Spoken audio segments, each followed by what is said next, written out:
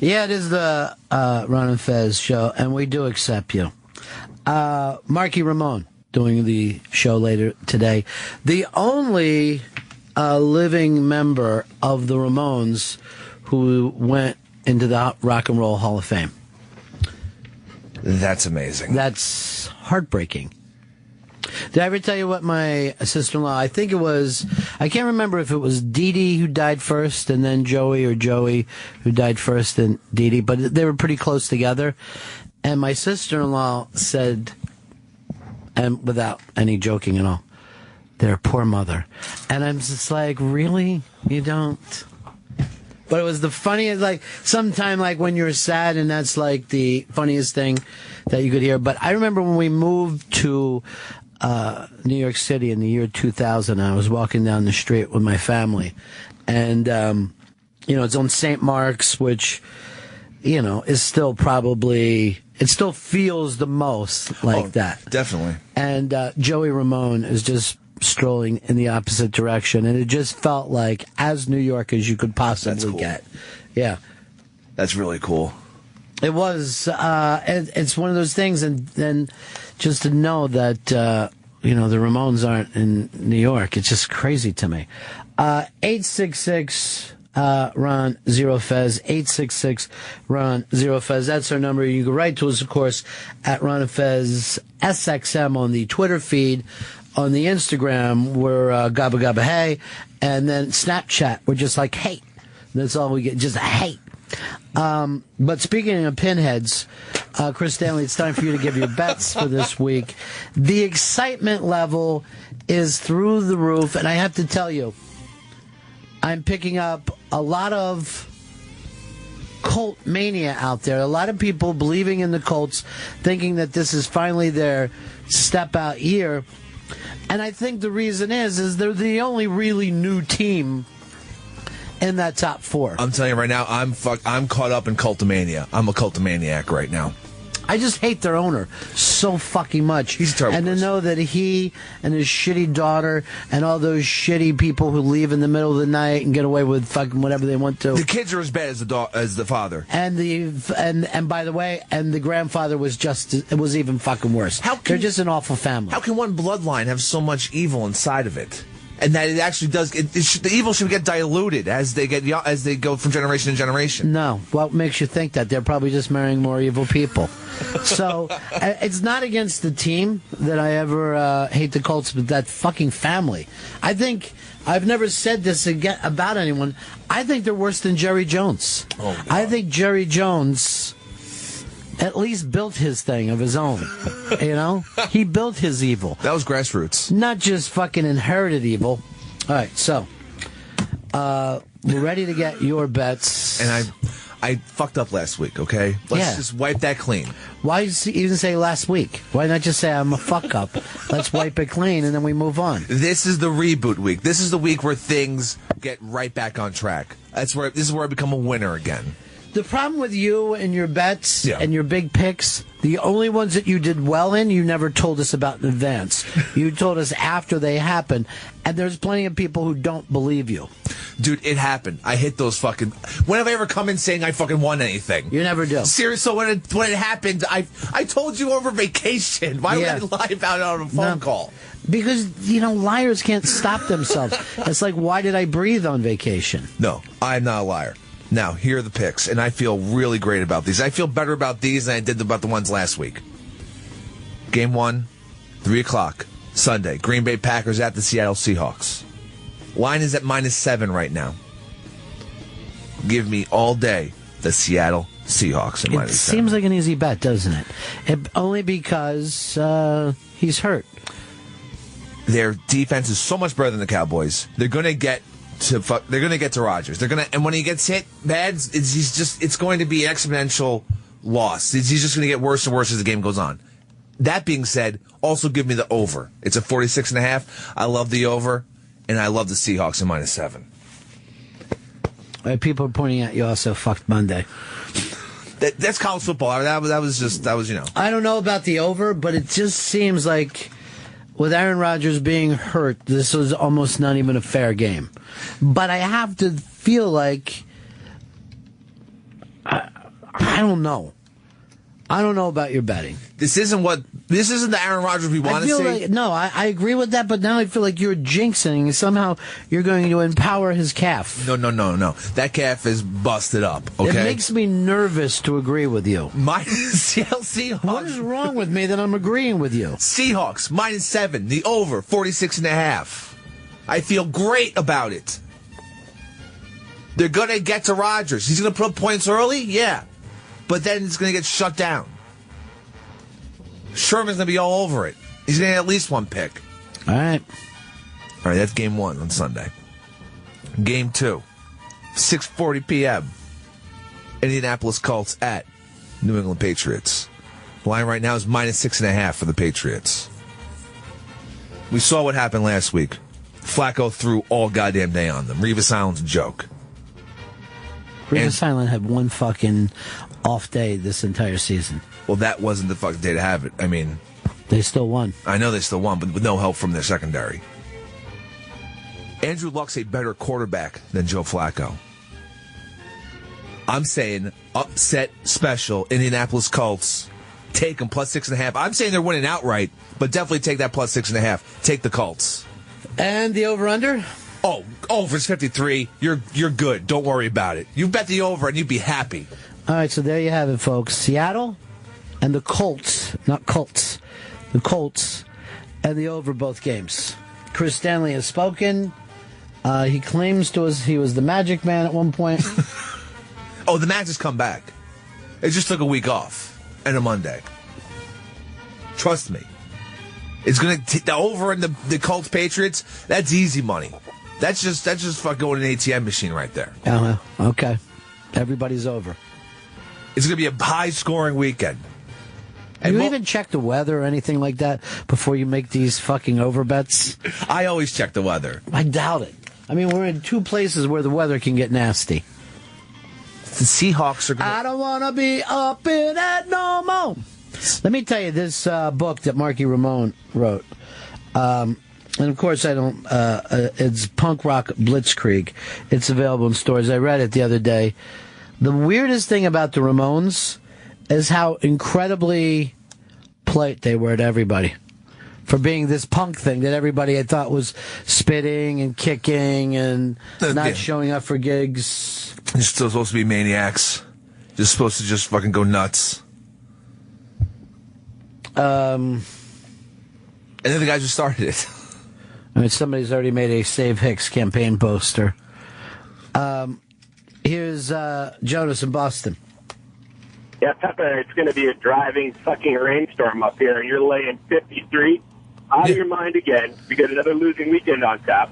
No, man. You're staring down the barrel of another losing weekend. That's all I can tell you. I don't care about the rain. Look, it's going to be a high-scoring game. It's what's going to happen. That doesn't even look slightly like you. I don't even know who that looks like. Some sort of mountain man? It looks like Bob, if I was going to fucking guess. Kevin, Rhode Island, you're on the Ron and Fez show. Yeah, the Patriots are going to the Super Bowl. Woo! What's that supposed to mean? You know what, Kevin? That's where your biggest heartbreak is, though. The last thing, I think if you're a Patriots fan, I'm not even sure you want to win. Of course, it helps that New York's not there. But I don't know if I'm a Patriots fan, whether I could put up with another Super Bowl. Because at this point, Brady and Belichick are going into this thing. They know they lost the last two. They're going to have nerves. They don't have nerves. They're fucking professionals. They're going to have nerves. Look, those guys don't have nerves. Matter of fact, the difference between them, they don't even give a shit when they lose. They just play. This is their sixth time there. This is the time to get nerves. All right, Millie just wrote, Mumblefucks, the producer of Jinxes. I thought I was speaking very clearly. All right, Roger just said, I'm all over these bets, Pepe. I just bet everything. That's right. You're going to make some money this weekend. Pinhead. It's exciting, though, isn't it? This time of year? Oh, goddamn. I've been juiced. You know what I hate, though? Wouldn't you rather have like a Saturday night game and then a Sunday game? Why do we need two games on Sunday? I thought that was how it's going to be. How it was going to be this year, but then I was like, oh, it never is. Never that I remember. Do you, Fez? No, it's never done that with the championship games. See? Never. He will fucking lock it in. Unlike you can trust that steel trap brain of his. Well, I just throw out some steel trap picks. I'm feeling like today's going to be a big Fezzy day. I feel like he's coming back. You know what I'm saying, Fez? What's that? Take Route 45. Speed limit, 45. Yeah, I don't think so. That's the way you're going to prove yourself, dude. That's the way you're going to prove yourself. Prove it and move it. I don't want to be up in it no more. But I don't know about that picture of Hicks. I'm not getting it. I'm really not. All right, just from looking at the shading of it, it looks like it was around the time when I had that giant beard. Jeez, yes, that's what it would be, you maniac. Well, maybe it's bad art. Why do you feel like somehow that was a clue? By that giant beard shade? I think it's when I had the giant beard. Trying to deduce this. Trying to trace you it back. Fucking juice it. Throw in your fucking blender and juice it. You know what he's juicing right now? Vodka. I mean, I'm like, you're just fucking mixing up your vodka. It's delicious. Love a screwdriver. Ray in Georgia, you're on the Run of Fez show. Hey, good morning, or hello, cousin. Is there any way to have Pepper Hicks screen for a concussion before he makes football picks? No, he is what he is. Most of his injuries came from the inside, not from the outside. Not a lot of head trauma. No, head trauma from the inside. Yeah. Head trauma that they can't even fucking measure yet. Someone wrote this. Brian writes it. 60% and 90% chance of rain in Seattle and Boston, respectfully. Pepper is also a terrible weatherman. Let me tell you something, Pepper. Go out and get your Chinese food and your pizzas. I never said I was a weatherman, okay? Yo, but if you're picking an over and there's going to be torrential downpour, that's when you go under. I'm going. You know what? I'm not going to fight with you. I'm not going to jinx you. Thank you. There's your bets. They're out there. Take them or leave in America. Nobody's got a gun to your head if you want to follow this fucker into bankrupt city. I'm telling you right now, I feel so, like, just saying them out loud on the air has me even more confident about them. I have to figure out how to get some sort of payday loan. Mike Berry says, thank you, Hicks. Packers, Patriots, Super Bowl. I got news for you. I think whatever out of these four teams, any mixture going to make for a good Super Bowl. Yeah, four great teams. It's going to be fantastic. What was the Colts' record this year, though? Because I remember them having some pretty shitty games this season. Colts were 13-5. They played 2 extra games, huh? During the season. Come on, dude. Their fucking regular season would have been 13-3? 11-5. 11-5. I read I read something wrong. Yeah, you're reading fucking Spanish. 11-5. That's not a great fucking record. It's a good record. It's not a great one. 5 teams whipped their fucking asses. Well, they don't have a defense. They did give up like 600 yards to Roethlisberger. Who knows how many Brady will throw up? Maybe like 1,000. Brady doesn't play that way, though. He's not a fucking... Brady's the kind of guy that if he gets up, he's going to start to slow that shit down. He's a surgeon. Yeah. He's a guy that... I mean, you look last week. Do I got to throw touchdowns? Then I will. If he doesn't have to, he won't. Down 2 touchdowns again? I guess I'll throw 3 more. This ain't fucking San Diego, where you just have a bunch of fucking useless stats. Philip Rivers. That fucking Dan Marino stat of a lot of yards after the game doesn't matter. King of garbage time. It's the garbage king, everyone. The garbage king of Miami. Just relax. Just relax. You're all hyped the fuck up. I'm so happy. I know, but I want to get you some opiates very quickly. I got to slow your shit down. Let's keep it up. Billy says, grab that stick, Fez. Adam says, that's Ronnie coughing, dude, because people are bitching about Pep coughing. Which one of us was coughing, Fez? I thought it was Pepper. Okay. I wasn't paying attention. Vegas was built off the backs of stupid bettors like Pepper Hicks. Well, if you're so smart, then you can tell me your picks. I'm sure they're shit anyway. You got them. Thank you. As a Packer fan, I support hashtag Pepper Hicks, hashtag stand with Pepper. I like that. I like that there's a groundswell of support around me. This says, Pep, you do realize that the Colts and Pats played earlier this year, and the Pats bitch slapped them 42-20, right? I remember. This is new news to Chris fucking Stanley. He tries to go with zero data. He's fucking hunchies. You want to call your fucking website Bunches of Hunches. I got this gut, and it's got a feeling, and it's going right towards Indianapolis. Yeah, it's got a feeling that there's booze being poured into it. You're a fucking booze hound that won't put your booze down. Tastes good. Hunter in Maine, you're on the Fez Show. Hey, what's up, cousin? Sound like Hey, a million cousin. minus Pepper. Listen, I just wanted to thank Pepper for picking the 13-5 Colts because I'm a big Patriots fan, and also I'm getting kind of hungry because he said it's going to be a very high-scoring game. I never said pie. I know the difference between high and pie. I don't know if you do, dude. I definitely do. I know one thing. You like to go and get pied every night. It's delicious. You love your herb, don't you? Yeah. And now that like I was saying yesterday, now that I have the vaporizer, it's changed everything for me. Change your life. It really, I'm not fucking, it's a fucking true statement. It's changed my life having that vaporizer. Why don't you bring it to work and we'll do a high-end day with you? Okay. I'll roll with the packs. High-end is fucking high as possible. Okay. Let's go for fucking maximum highs. Well, the oven has temperature settings. I'll put it on high. Usually it's on medium. I gotta thank Jay from Float Culture Smoke Shop in Rhode Island, who has sent me the PAX vaporizer. He changed my life. Tell him to send us some more of those cool, just regular vape packs. Will do. I'll For contact people him. like us, because you lost one of them. Yeah, one Like of a them. fucking prick. I had He's the our juice. buddy. What's the name of his business? Float Culture Smoke Shop in Rhode Island. It's right outside Providence. You know, he came down for the Unmasked. I met him, yeah. And then Dan Soder was up playing Rhode Island somewhere. He hooked up with Dan and brought him over to the fucking shop. Oh. And they spent a lovely day together. That sounds great. Yeah. Jay's the man. Well, Dan said somebody that'll listen to me.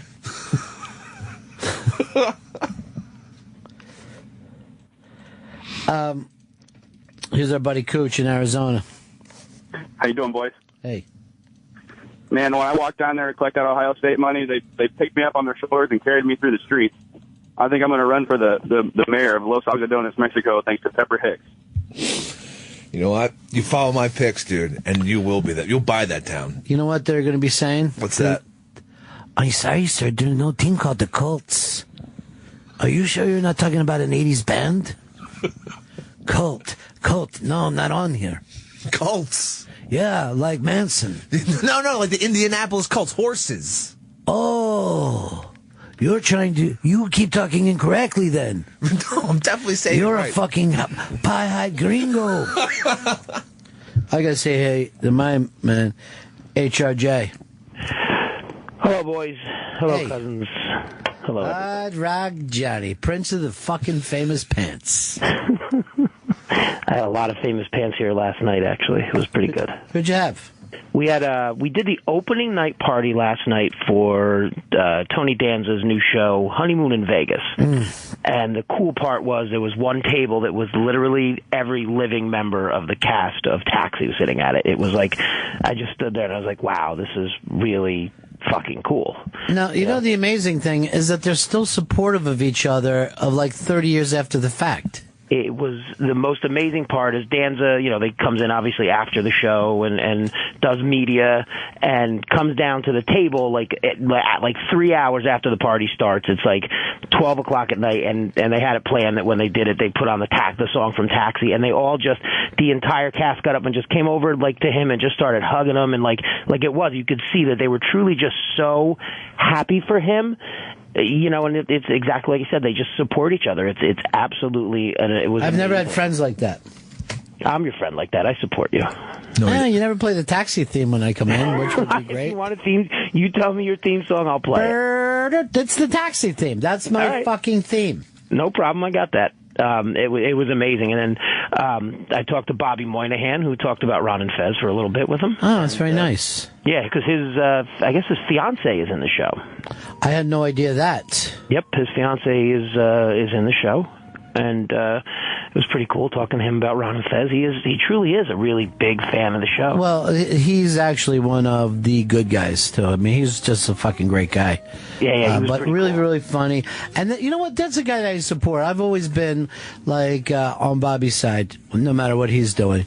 So maybe I don't get support, but I am supportive. I support you. I'm trying to think of people who I always feel good when they do. Jay Moore is a guy I'm always happy for him when he does something. Brian Regan is another person I'm always happy for. I'm happy for Big J Okerson. Always happy for Big J, happy for Soder, O&A, of course, young Jim Norton. No, I just thought of something. I'm very supportive. I never even realized that about myself. I'm almost like the Taxi. I could seriously be somebody from Taxi.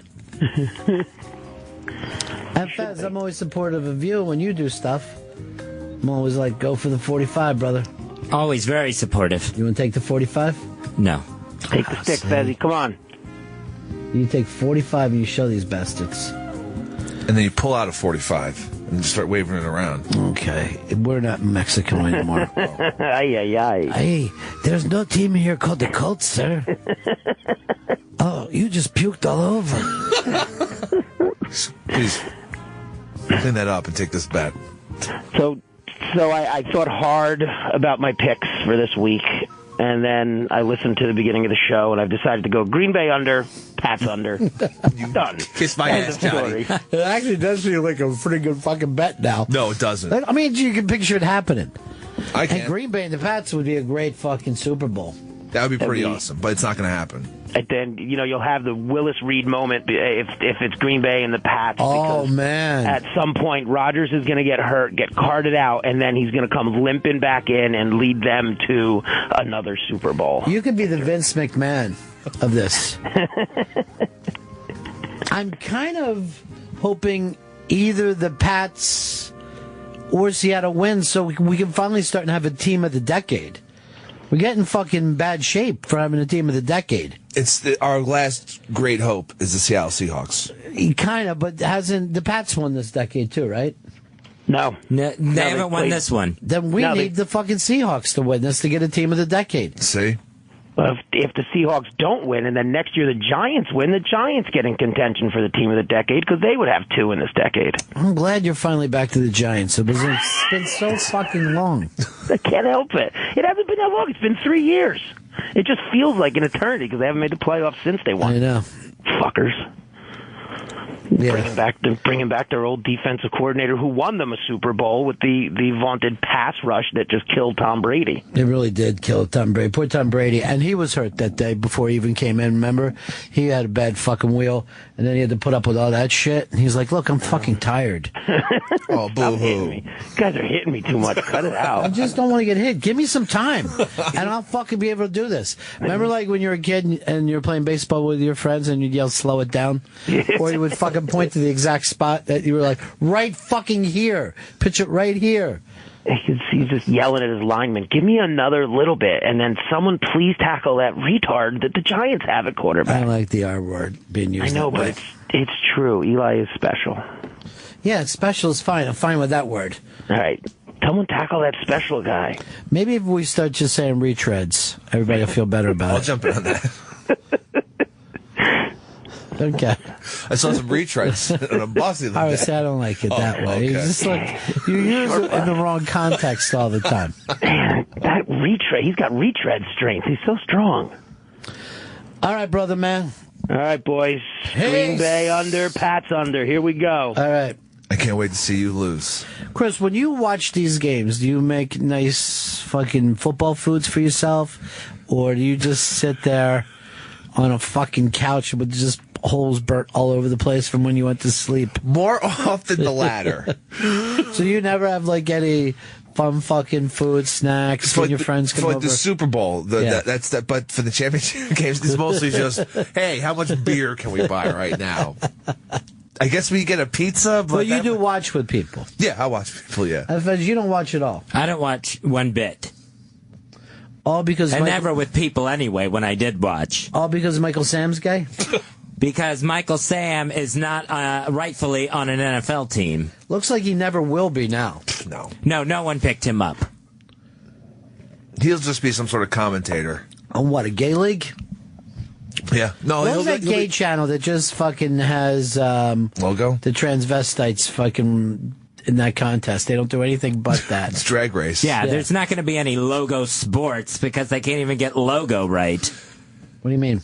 Because, like you said, it's all RuPaul's Drag Race and Buffy the Vampire Slayer reruns. That is it. Really? There is no gay programming on the gay channel. No, I'm saying he'll just be a talking head. He won't be a commentator on sports. They'll just bring him in like, here's Michael Sam for gay-related things. They'll just have what? When did gay-related things come up? So they have to have talking head shows on Logo. Can I tell you what he's going to get? What's he going to get? A fucking 30 for 30. That's it. That's what he's got to look forward to. If he gets that, I'll start watching football again. Right now, he's the athlete version of that guy that was in Captain Phillips, like who played the pirate. He had that big moment, but you're never going to see him in like any other roles anymore. I thought he just did another movie this year. He played a guy who used to be a pirate. You're right. He's he's expanding. And then that's why I wouldn't learn his name when everybody was saying we had to learn his name. Abduwali Muse. Yeah. Everybody was so happy that he fucking was nominated. I wish we had him to go up there and be nominated this year so we don't have to hear all the bullshit. You know what I hate more than anything else? The word snub gets fucking used for anyone who did not get picked up. Oh, Jennifer Aniston was snubbed. No, she wasn't snubbed. She just wasn't picked. Michael Bay snubbed. Yeah, it's fucking crazy the way the word snub is used. Snub would only make sense if you were like, oh, they didn't pick her up because she was Greek or something, you know? But they just didn't think that she was one of the top 5 people. Someone's always going to be 6th and 7th. It's not a snub when you are. Snub has just become like just based on people's like their opinion. So it's like a very personal word. It's like, oh, if it's snub to them, it doesn't make any sense. Well, we added the extra fucking best pictures, right? To show you, because we've added it, how watered down and shitty it is. No one is happy that Selma is up for best picture. Because it doesn't mean shit to get Best Picture now. It's a joke. Because we've added the extra ones. So, Best Director is way more important than Best Picture nomination because you know that film isn't going to get picked up now. Or unless that the Oscar voters get so fucking bullied by the press that they can just go, let's give it to Selma. It doesn't really matter. And guess what? It doesn't really matter. It's just a fucking opinion. I can't even remember what won Best Picture last year. It's pretty bad. Was it 12 Years a Slave? Yeah. It was? Yeah, but that isn't enough. Oh, we got another fucking historical film. The biopic. Oh. Let's see. This is for all the people who acted like Martin Luther King wasn't great. He's got a street named after everyone. They're now starting to call this MLK weekend instead of, yeah, because it falls on a Monday and it's fucking great for everybody. So yeah, you're hearing the term MLK weekend everywhere now. And everybody complaining about Selma, they should really be complaining not that it didn't get picked, but that 2 British guys just got picked for just being themselves, just being British. It's like, I don't know, I don't understand how that's like such a great performance. Just a British guy being British. Should be like you're playing something else. You couldn't seem dumber than you sound right now. So you're saying there's no difference between British people? No, not that I see. So you're not... You realize that guy is really not a mathematician back in 1941. So obviously he is acting. If he just played himself in a reality show, I'd be able to follow along with you. He's just a British guy playing British. Then American actors are just being American. That just takes away from every race of actor. The attack on racism is just a constant in this country. Because everyone has to fucking have little groups of things. Nothing can ever be perceived as... Just people. Yeah. And actually, this guy in Theater of Everything, he did act like he was also post the disease also. He was in the chair. Well, the fact that you're hunching like that and pulling your fingers up, it's disgusting. Thanks. I felt weird doing it. Yeah, you're awful. But that shows he's a good actor. Half the movie he made a weird face. I mean, all right. Sticks just said this. Is such a suck up yes man. How so? My babblefish can even understand his mumbling. That guy went in 4 different directions in one Cajun comment. Jack says the 4 best QBs in the NFL are playing this weekend. I got no problem with that. It's going to be a great weekend. What the fuck is gay programming? Men on men rape porn. That is a good point. What's the gay programming that you would like to see as a gay man, Fez? There would be more documentaries about gay subject matter on Logo. Well, give me one. Like those 2 gay twins that came out to their dad on YouTube? See, that would be an interesting reality show to book on Logo. Those kids were disgusting. They don't even tell their dad they're on fucking YouTube, and then they're finishing each other's fucking sentences. This is up on the... well, here's the weird thing. Other than the gay thing, they're fucking Hitler's wet dream. This is what Hitler wished the world looked like. But I think the twin thing is as freaky as you can get. It is... It's got to be stopped. We got to come up with something to stop these twins from happening. How about we just kill one twin when they come out? Kill one twin when they come out. How do you know you're getting the good one? You don't. I mean, look, it's a roll of the dice. All right, this came up in the Marky Ramone book, and it'll just show you what I think of twins. Joey Ramone has this horrible scar on his back, and Marky sees him changing. He goes, "What happened to your back, dude?" And he's like, "Shark attack." But later, Marky found out the truth. He had a fucking dead twin stuck to his back. Oh God! Wow. And so he came out healthy and alive, but there was just another fucking person. Yeah. Oh. Because a lot of times, even for all you know, you were a twin that you ate the other one. Oh, nice. It could happen to anybody. That's too twins. freaky. That's straight up freak show. These 2 twins, they're freak show for being twins. Yeah, not for being gay, Fez. Yeah, who cares if they're gay? There's just... Who cares if you're gay? You're born that way, right? Right. But I don't believe that twins are fucking born that way. I think that's a choice they make in utero. I want to be 2 people now. Being one person isn't enough for you, 20? No. You got to go out and fucking double down? 2 of us are coming out of mom in a couple of months. Maybe there could be a thing that you take the healthy twin and the other twin is just put on a chain gang. Okay. Something.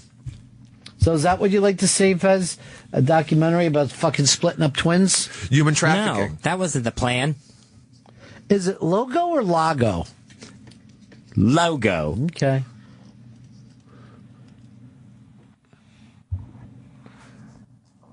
A lot of people are saying you just want to see more man-on-man action. But you they don't show porn on it.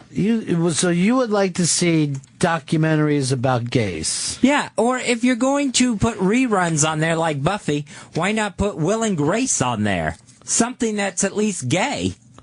I mean, I know the Buffy, there's supposed to be some big gay following of Buffy the Vampire Slayer. Another gay thing that I'm totally not following in line with. I watched a lot of Will and Grace. I've probably seen almost every episode because my mom watched it at 11 o'clock when it was on NBC and it was just on.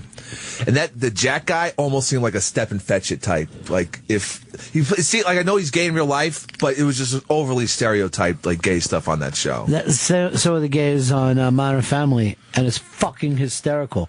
Yeah. Anytime the gays are having an argument, it's the funniest shit ever. Or if they decide to throw a party that no one gives a fuck about, all that stuff is great. Still haven't seen the episode. I got 7 o'clock now. The Will and Grace, I never saw any of that. Not even one episode, not even on reruns. I don't know. You ever have a show you just miss completely? Yeah, The Big Bang Theory is something I never watched live or. Oh, you just got tons of fucking fun coming your way then. You're gonna do okay for yourself. King of Queens is also a show that I maybe saw an episode or 2 of. But I never. I would think you would fucking love it because they're driving through your neighborhood in the opening scenes. That's farther and deeper into Queens. It's a weirder part of Queens. Yeah, but he's driving around in a UPS truck. The UPS. Actually, I would watch any show with a guy who's a UPS driver.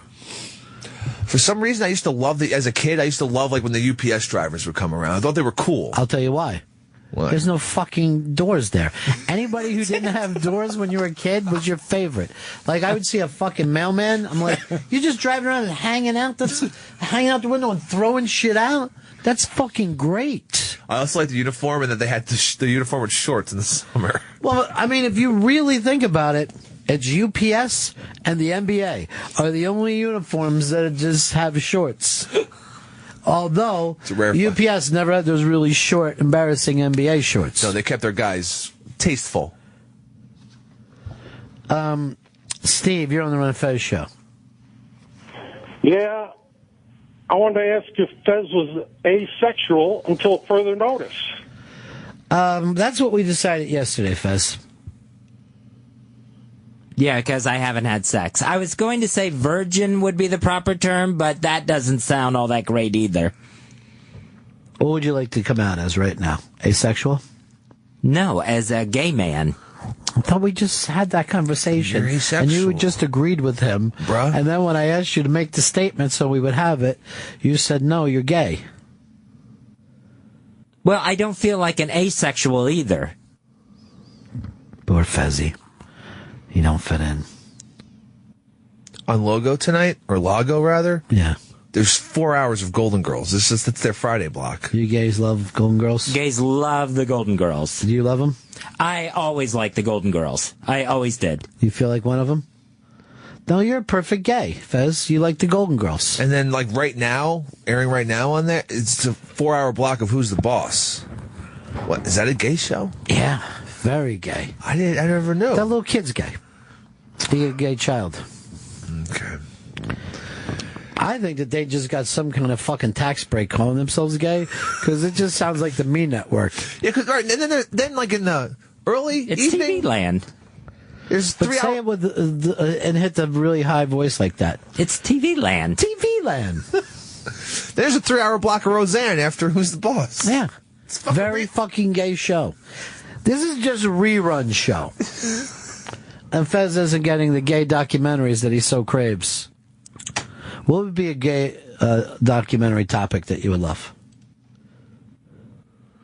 Maybe if they did something more about Stonewall or Harvey Milk. You don't know enough about those things? Even I've seen documentaries on Maybe them. they should do a documentary on those Russian rape video guys, those porn stars. What about this? A documentary on Fez Whatley showing the changes that he's went through since coming out as gay. How his life was here at the beginning of it and what it turned into.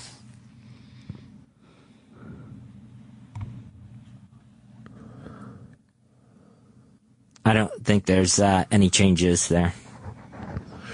But what if there was a documentary about that, where like nothing really changed, and at the end you're like expecting like, well, when's it come? What? I think people would be fucking like weirded out by it and would talk about it and like it. Because it's not, how many documentaries do you see where like there's nothing actually really does happen? No, normally you make a documentary about how things happen. Yeah, how things change. Yeah. But this is just This is a documentary that you could watch at any point of the documentary and feel like you know where they're at. It's also, it would be like one of those things where they'll do the picture of like a flower in the desert, and it's just like over the course, and it's just like... It's like time lapse. Yeah, like the fucking sun is coming up and going down. Yeah. That would be a great documentary of you, Fez. Just time lapse, where you're like, did they shoot this documentary in the same day? No, he just wears the same shirt, no matter what. That's how it goes. I think it's more faded than it was in the beginning of this show. That would be a hell of a meta. That's a meta doc. That could air on Lago.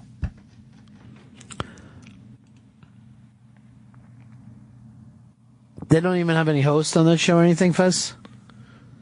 No, not that I've ever... I mean, I tried watching it after I first came out, and I'm like, oh, cool, I should check out the Logo stuff.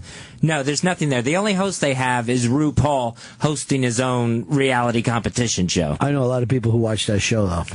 Women watch that show and they love I've it. seen like clips of it on the Soup. Are they competing to win something? Is there cash involved? Yeah, this is like off the top of RuPaul's head, too, right?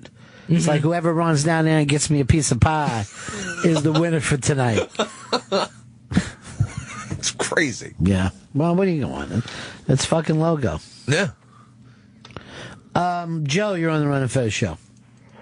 Yeah, I think it's funny how Chris Stanley acts like he's never seen the RuPaul show before. when he fucking lives it. No. Hey, Ronnie B, wouldn't Fez's life be kind of like the Truman Show? Yeah, but if Truman decided to stay, you know what I mean? Like, that would be the part of it. If the fucking lamp fell and then Truman just ignored it.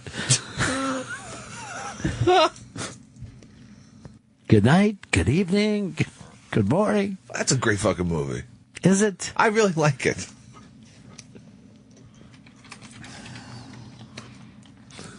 Take a run at it, 45. What do you want to talk about today? You look sad.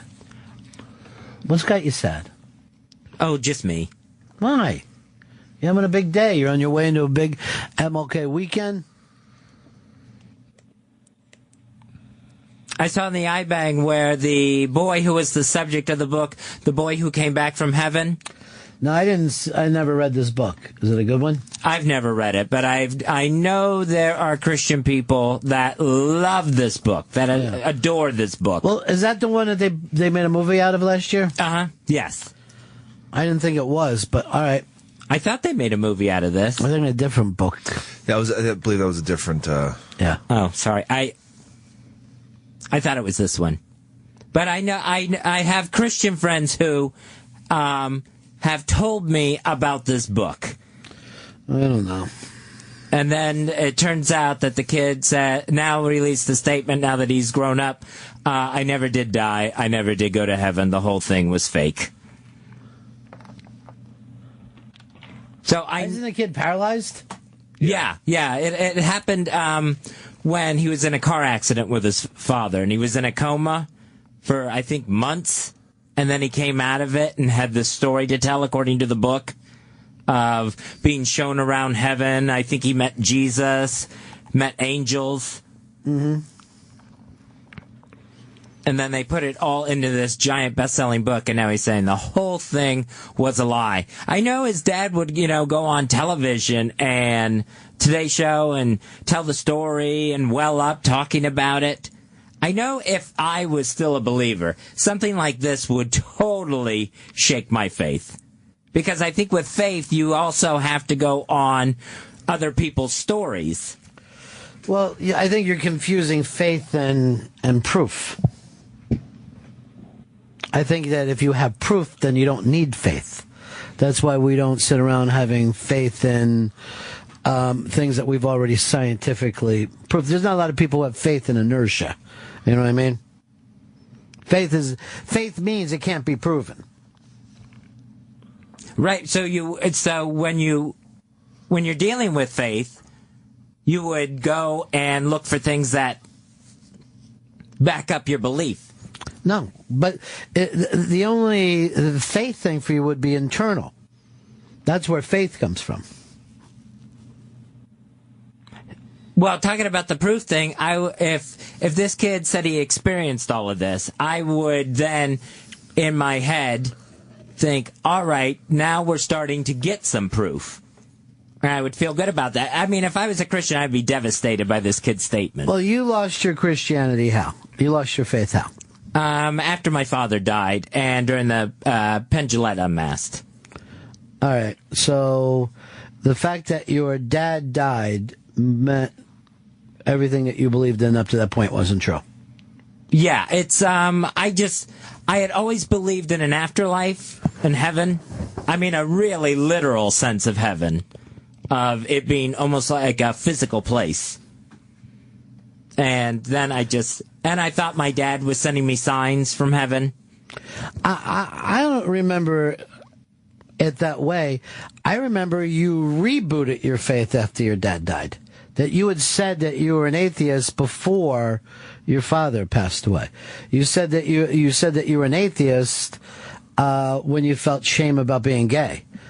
And then you're like, that's when I quit praying.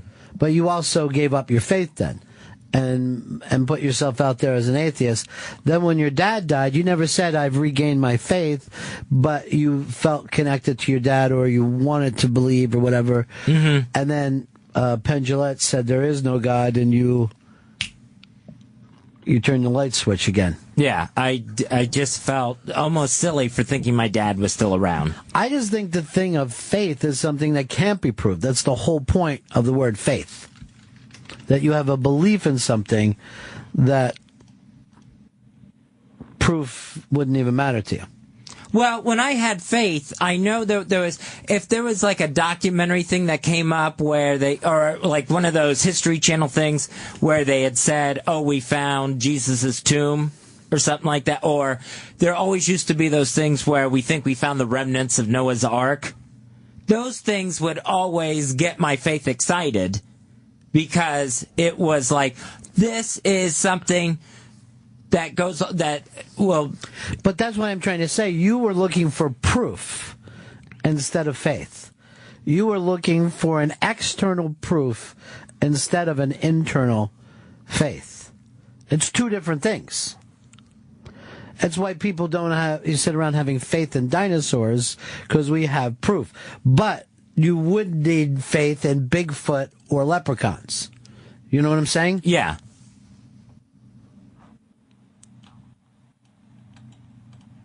So my point is, as soon as it's proven, you have no need for faith. No one has faith in the moon. You know it's there. Yeah, but I mean, I think people go to church because they draw off of other people's faith. And I thought it was from the original faith that they believed in, that they had a shared faith in the Bible. Right, yeah. But I mean... So there's no proof from other people believing, is what I'm trying to say to you. No, there's none. It's just more faith. It's just a shared thing in something that can't be proven. That's the thing. Now, I would only say this to you because you're so anxious and you're so depressed and you're so nervous. For me, I think you used to be a happier person when you had faith. And even though I thought that your faith was based on almost like a little kid's type of faith, it wasn't a searching faith. Yeah, it never evolved. Right. But I think that you were happier when you thought you were okay with the universe. You felt like you were okay with God. You seem like a happier person. You definitely now as an atheist aren't somebody that makes me think, hey, atheism really works. Yeah, I'm not a good spokesperson for the not religion. Well, that's because you haven't given it a lot of thought. You were just so mad at your God for two reasons. One, you blamed him for being gay. And then two, you were blaming him that your father passed away. That's not exactly... it's not exactly a search for truth, is what I'm saying to you. No, this is more like a rebuttal. You're not. The way you put it sounds more like faith. Like I would have faith in that there is a God that he smite at you. Yeah, that is involved on an everyday instance, and he's done mean things to you. Yeah, he's a cruel God. I think that might be closer to the truth, that you somehow feel cursed or jinxed rather than, oh, I've lost faith. You feel like there's a God and he's not paying attention to you. That's what I think your faith is at. Here's Clay. Clay, you're on the Ron and Fez show. Hey, Ronnie's probably saying it better than I can, but if there is a God, he doesn't want to prove anything to you, Fez. You have to have faith. And if he proves it, then the faith really means nothing. Does that make sense? It made sense up until the last part. If it's proven, then the faith doesn't mean it. I don't understand that part. You don't need faith if it's proven. There is no place for faith in things that are proven. We don't have faith. No, but wouldn't that mean that your faith paid off? No, there's no payoff like that on earth. In other words, people would have sun gods, right? Until we figured out what the sun was. And then that moved beliefs along into a different place. You don't have faith. There's no sense of having faith in something that exists.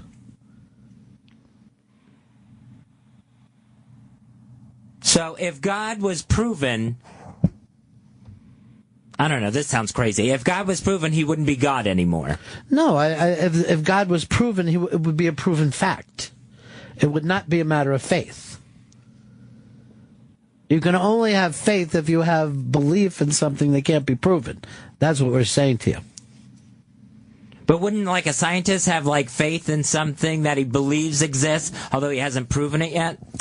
Well, where would you go with that? Give me something. Like, I don't even know if this, but, like, if Isaac Newton had an idea about gravity, that there's a force, but he hadn't been able to prove it. No, Doesn't he have a faith that that force is still there? No, because a true scientist doesn't go out to prove a fact, he uncovers facts, right?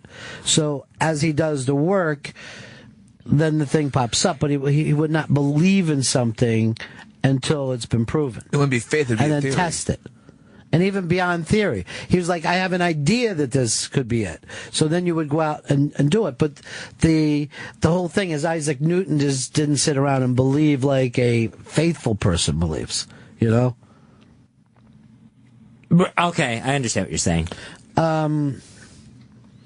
Here's Mark. Mark, you're on the Ron and Fez show. What hardcore Christians would tell Fez is that boy is now been taken over by the devil. And I think that's why true. He changed his story. And I don't know if it's a devil, no way but to a argue demon. against that. Okay. I think just from what I learned growing up, it would be an individual demon. Do you have faith in that? No, I don't think there's a devil.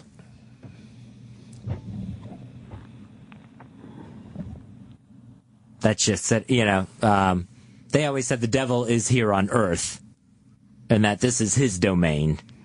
See, in my religion, we always believed that the devil went down to Georgia because he was looking for a soul to steal. He was going to buy his way behind. Well, here's what I'm trying to say to you, Fez. There's no devil, there's no God, right? Right. Why don't you enjoy yourself then? What are you so fucking guilty and weird and shameful about? What the fuck's the difference? Why not enjoy this pocket that you have right now? Why not grab your 45 and not give a shit what anybody else thinks? You've had this stuff lifted off of you. Yeah, I mean, from that respect, yeah. There's going to be no punishment for living a bad, just live however, live it a up. jizz-filled life. Yeah. Take a jizz bath, Live in a jizz pool. I think the fact that you don't goes to show that you have still a weird faith. I think your fucking nervousness every day is a weird thing that you think that you're somehow out of line with the universe. Here's Jim. Jim, you're on the Ron and Fez show. Hi, guys. Hey, welcome back, Fez. I think that if these people had perpetrated a hoax, I wouldn't shake my faith at the Creator because the Creator really didn't have anything to do with it. It was just a failing man. But the grand architect of the universe had no part in this whatsoever, so my faith is still strong.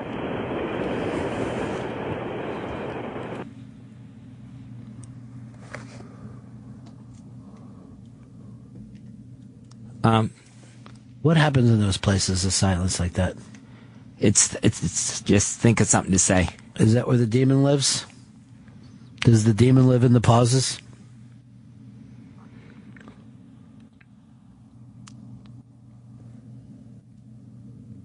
Just my own fear does. Fear what? You got nothing left to fear.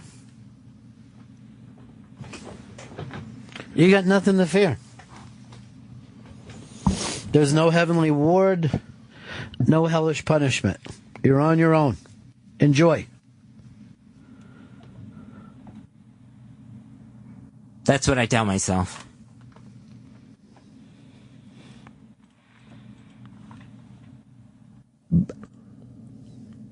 But I can't get it past the panic. Why is there panic? What is there left to be panicked about? There's nothing. Nothing could possibly happen to you. It's about this moment, right? I mean, Yeah, it's just about this just moment is existing. eternity. Oh, wow. Yeah. Eternity starts now. What are you going to do with it, Fez? What are you going to do with your precious breaths that you got on this planet? Watch Logo? No. Roseanne's on right now. Watch some fucking Roseanne.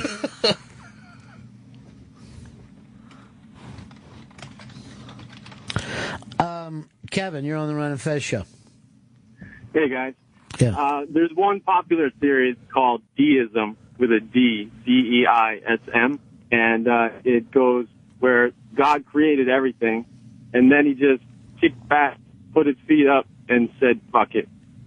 So if that's the case, you know, he's not working hand in hand on a day-to-day basis, then why should you care, Fez? He made it, and then he said, fuck it. Now you get to use it. What do you want your 45 to be, Fez? I don't know. Why I don't not? have one.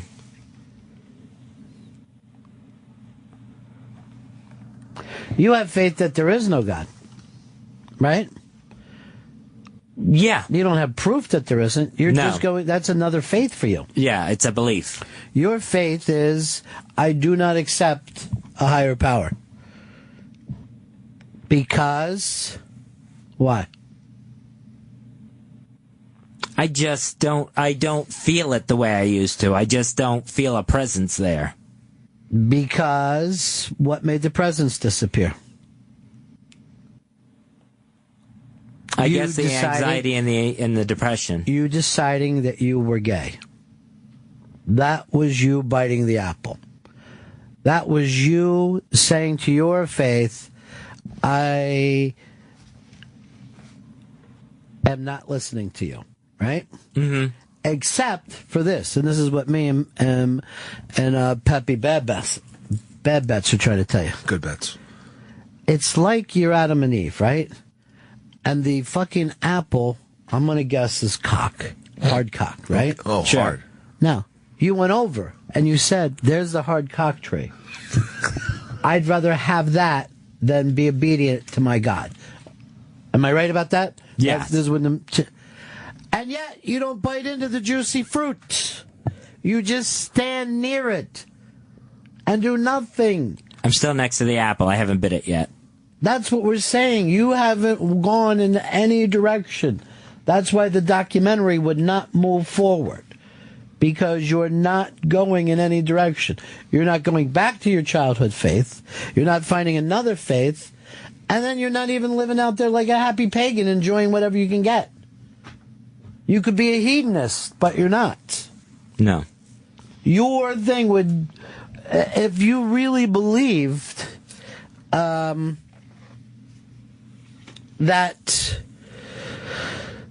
you would not have any punishment, I don't know why you don't go out and do the things you want. Here's our buddy Cigars and Scotch.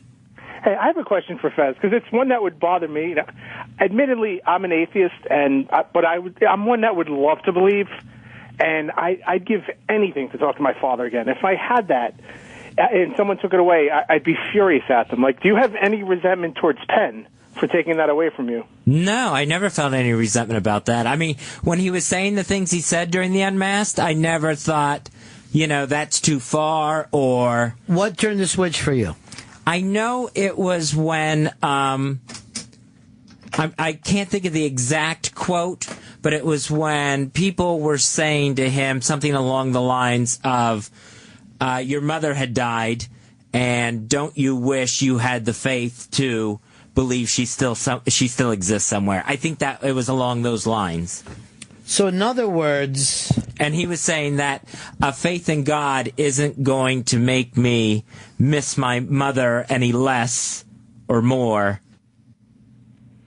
And, the fact, if a God was there and took her... But let me point this out for you. Penn gets strength from his beliefs. Do you understand what I'm saying? He gets strength from being an atheist. He enjoys it. He loves thinking about these things, and it makes him feel stronger and actually even more moral, more intellectual to have these thoughts.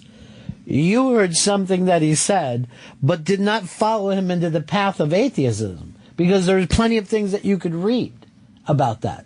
You're not picking up any tools in any direction. That's why Penn isn't sitting around freaked out and being upset about being an atheist, because he actually gets strength from his belief system. It is a belief system as well.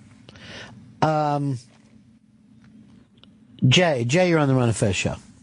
Yeah, buddies. I just wanted to say that, with Fezzy, I think there is something to liking the Roseanne and the Golden Girls, and that they're kind of like Misery. Misery loves company, and it's just easier to believe the down shit. And I was listening to an interview with John Goodman, and he was talking about the Roseanne days, and he was drunk during that whole time, and now he's got himself cleared up, and he said that even though he did go through therapy and psychotherapy, but he said that all the pills, they never worked, and just the whole point of the thing is that you just have to fight and find out what it is that does work. And if that's hypnosis, then fine. But you just, it's a battle, and it's not easy to feel better. But that's where the struggle is, and you just have to, Fezzy, back in the day, you were an ass kicker, man. I mean, you were like the greatest entertainer on the radio at the time, and you were just so full of life and so full of joy and everything. You were like the definition of gay. I mean, you weren't, saying it back then, but. And by the way, and that's when he did not think of himself as gay. When you said that he was, it's fucking fascinating. It's fascinating. Our buddy Ari Shaffir, big times for him. He's got a new special, Paid Regular, premiering tonight on Comedy Central, and it's available now for download on Comedy Central Direct. And then his new show, This Is Not Happening, premieres Thursday, January 22nd at 12:30 on Comedy Central. Go to ComedyCentral.com for more information and all the details. We got Ari Shaffir on the line with us now out in Los Angeles, California. Ari, how you doing, buddy? Man. Great plug. You're the best in the business. Let me say this. This is a good time to be you, dude. Oh, yeah. Things are going okay. Plus, I heard you talking about Golden Girls, so now I'm all hard. Well, yeah, of course. We were actually talking about Fez's decided after being raised as a Lutheran, were you, Fez? Lutheran, yeah. He had given up his faith, but atheism doesn't seem to be working either. So it's a Fez struggle day. Well, I don't want to assume anything, Fez, but I think Calvinism is the way to go. I think that you would find happiness in your life. Just finally switch from Lutheran to Calvin. Have you ever went out and just did any kind of search, Fez, for something else to be? Yeah, I did try different churches for a while, just thinking maybe, when I started to... Give it an hour a Sunday. Yeah. Every once in a while. See if something else speaks to me. Ari, you were raised with a lot of faith, too, as a kid, right? Yeah, actually, there's a guy in the Old Testament in Yitro in Hebrew, and he searched every religion. He left when the Jews left Egypt. He left for a while. And he said, "I'm gonna go check it out." And he went and checked out Buddhism and every other religion, and then came back and then said, "Yeah, Judaism is the right one." Yeah. It's almost like being Dorothy, where you're like, home is where the heart is. And I'm back here, and you were here, and you were there, the Scarecrow. Chris Stanley would probably be, I'm going to guess the fucking bad betting lion. Chris Stanley is just the evil monkey with the wings. Yeah. All right, fine. We'll be a henchman. You're out in L.A. now, right? Yeah, for the winter. Fuck that place for the winter. Yeah, Yeah, you're right, man. It's fucking cold back here. Yeah. Oh, it's so nice and warm. God. Patrick Mulligan said, "I hope there's an earthquake that buries you alive." I don't know, well, if it is, it's going to be 74. And you'll know. When it happens. I was hoping more just finally an overrun from Mexico. Just finally taking the land back. When the Mexicans revolt. Yeah, just ours. They took San Diego. This has been ours. And we're taking care of it now anyway. There's a marching army of fucking rakes. I love the fact that you're doing this from the Comedy Store instead of some weird theater somewhere. Dude, it means means everything to me. That place is my home. Yeah. That place is where I started comedy. So, like, the ability to do it there and do it, like, in a cool way with, like, barely any lights and, like, kind of the way I want to do it, yeah, that's kind of, like, as important to me as doing the special at all. It is always funny how there's, like, places that feel like that's what it's supposed to be, you know? Yeah. Especially when you get that home spot, you're like, why? The other spots do it wrong. The fucking stage is in the wrong spot. The sound isn't correct. And it may not necessarily be true, but you find a comfort level, you know? Yeah. They're just being there. It's like I know where the lights are, I know where everything hits me, and where you gotta, like, look left to stand left to turn right, and all that. I don't know, I just know that place. I've been there, like, 40% of my sets ever have been there. So, like, this kind of like Rogan was telling me, Joe Rogan was telling me, like, he was like, he came, he was like, I think you're just more comfortable here. I'm like, yeah, that's half of it. Why are you filming shit at the Taj Mahal? Yeah. It's home cooking. In the middle of nowhere. You know, like, everyone always goes back to their comfort food, and it's just something they had when they were a little kid. You know what I mean? Exactly. So, it's not that it's better. It's just like you're familiar with it. yeah. Yeah. Are you excited about This Is Not Happening getting the premiere too? Yeah, it's actually pretty cool. Big J's doing one. Those are fun. Those shows are fun. Just comic telling stories. Those shows are real fun. And it's just Bobby Lee's on the first one. He was great. It's got to be well, of course, his whole life is that way. But the premise is it's got to be a true story. Yeah. Now, something that happens. When you sit down, what makes you decide whether you're hearing a true story, whether somebody is, popping it off a little bit? I don't know. I can't tell. Yeah. It's almost like don't even ask. Doesn't even matter. I know when I would always tell stories about my friends, I'd enrich it a little bit, and then when people would meet them, they're like, "I expected him to be a lot funnier," and I go, "I know, but you heard the myth. You like the story. There's right? I'm sure there's a little bit of that tall tale shit in there. Yeah. It's like, how tall is he? 6'9"? Not like yeah. 6'1". It's huge. Yeah, but fuck it. Why even ask? Just like enjoy the ride. Yeah, I agree with that. That's what I'll do anytime when I'm at a fucking meeting. If somebody's telling a story, I'm like, I don't know. I mean, I think I probably have better coke than you. That's the only thing that I'll... You can't do that. I'll call people on. I'm like, look, dude, I'm telling you, I'm copying in Miami, so I know it was better. So fucking stop talking about it. Exactly. All the old timers will always do that too. They'll always be like, and that's when heroin was really heroin, not this shit that you guys came up on. It's always the funniest shit what people brag about. Miami is like the Joe Esposito of coke. It is. Yeah, I love that. I would love to be in a meeting and just hear people telling like a so-so story and see everybody else's eyes roll. Like you called out a bottom. Yeah, right. Well, that happens all the time, or some people feel bad about it. But it's always the funniest thing, and I always look for this, that some girl will be talking, right? And then she'll get to be, she's kind of hot, and then she'll get to that. And then, I need it so bad, and I'm sucking dick all over town. And you'll just see the guys lean up, like, oh, this is a good story. Like, you sucked and, everybody's like, people are over, like, later, like, hey, your story really moved me. Here's my card if you want somebody to talk to. But I really think you're an interesting, smart person. They'll never do it for another dude. You'll never see guys handing their cards to guys. I want to be here for you when you get in that weird place. Once you hear a girl is a whore, it's like, dudes are like, all right, once a whore, always a whore. Let's do this. Let's make it happen. Yeah, you don't even hear like I made a mistake. I didn't like it. I didn't like doing that. Nobody hears that. No, that's all out the fucking window. That becomes blah blah blah. Ari special tonight, paid regular, at midnight on Comedy Central. You can go download it now on Comedy Central Direct. And This Is Not Happening premieres Thursday, January 22nd at 12:30. Go to ComedyCentral.com for more information. Did they pick up both these ideas at the same time, Ari?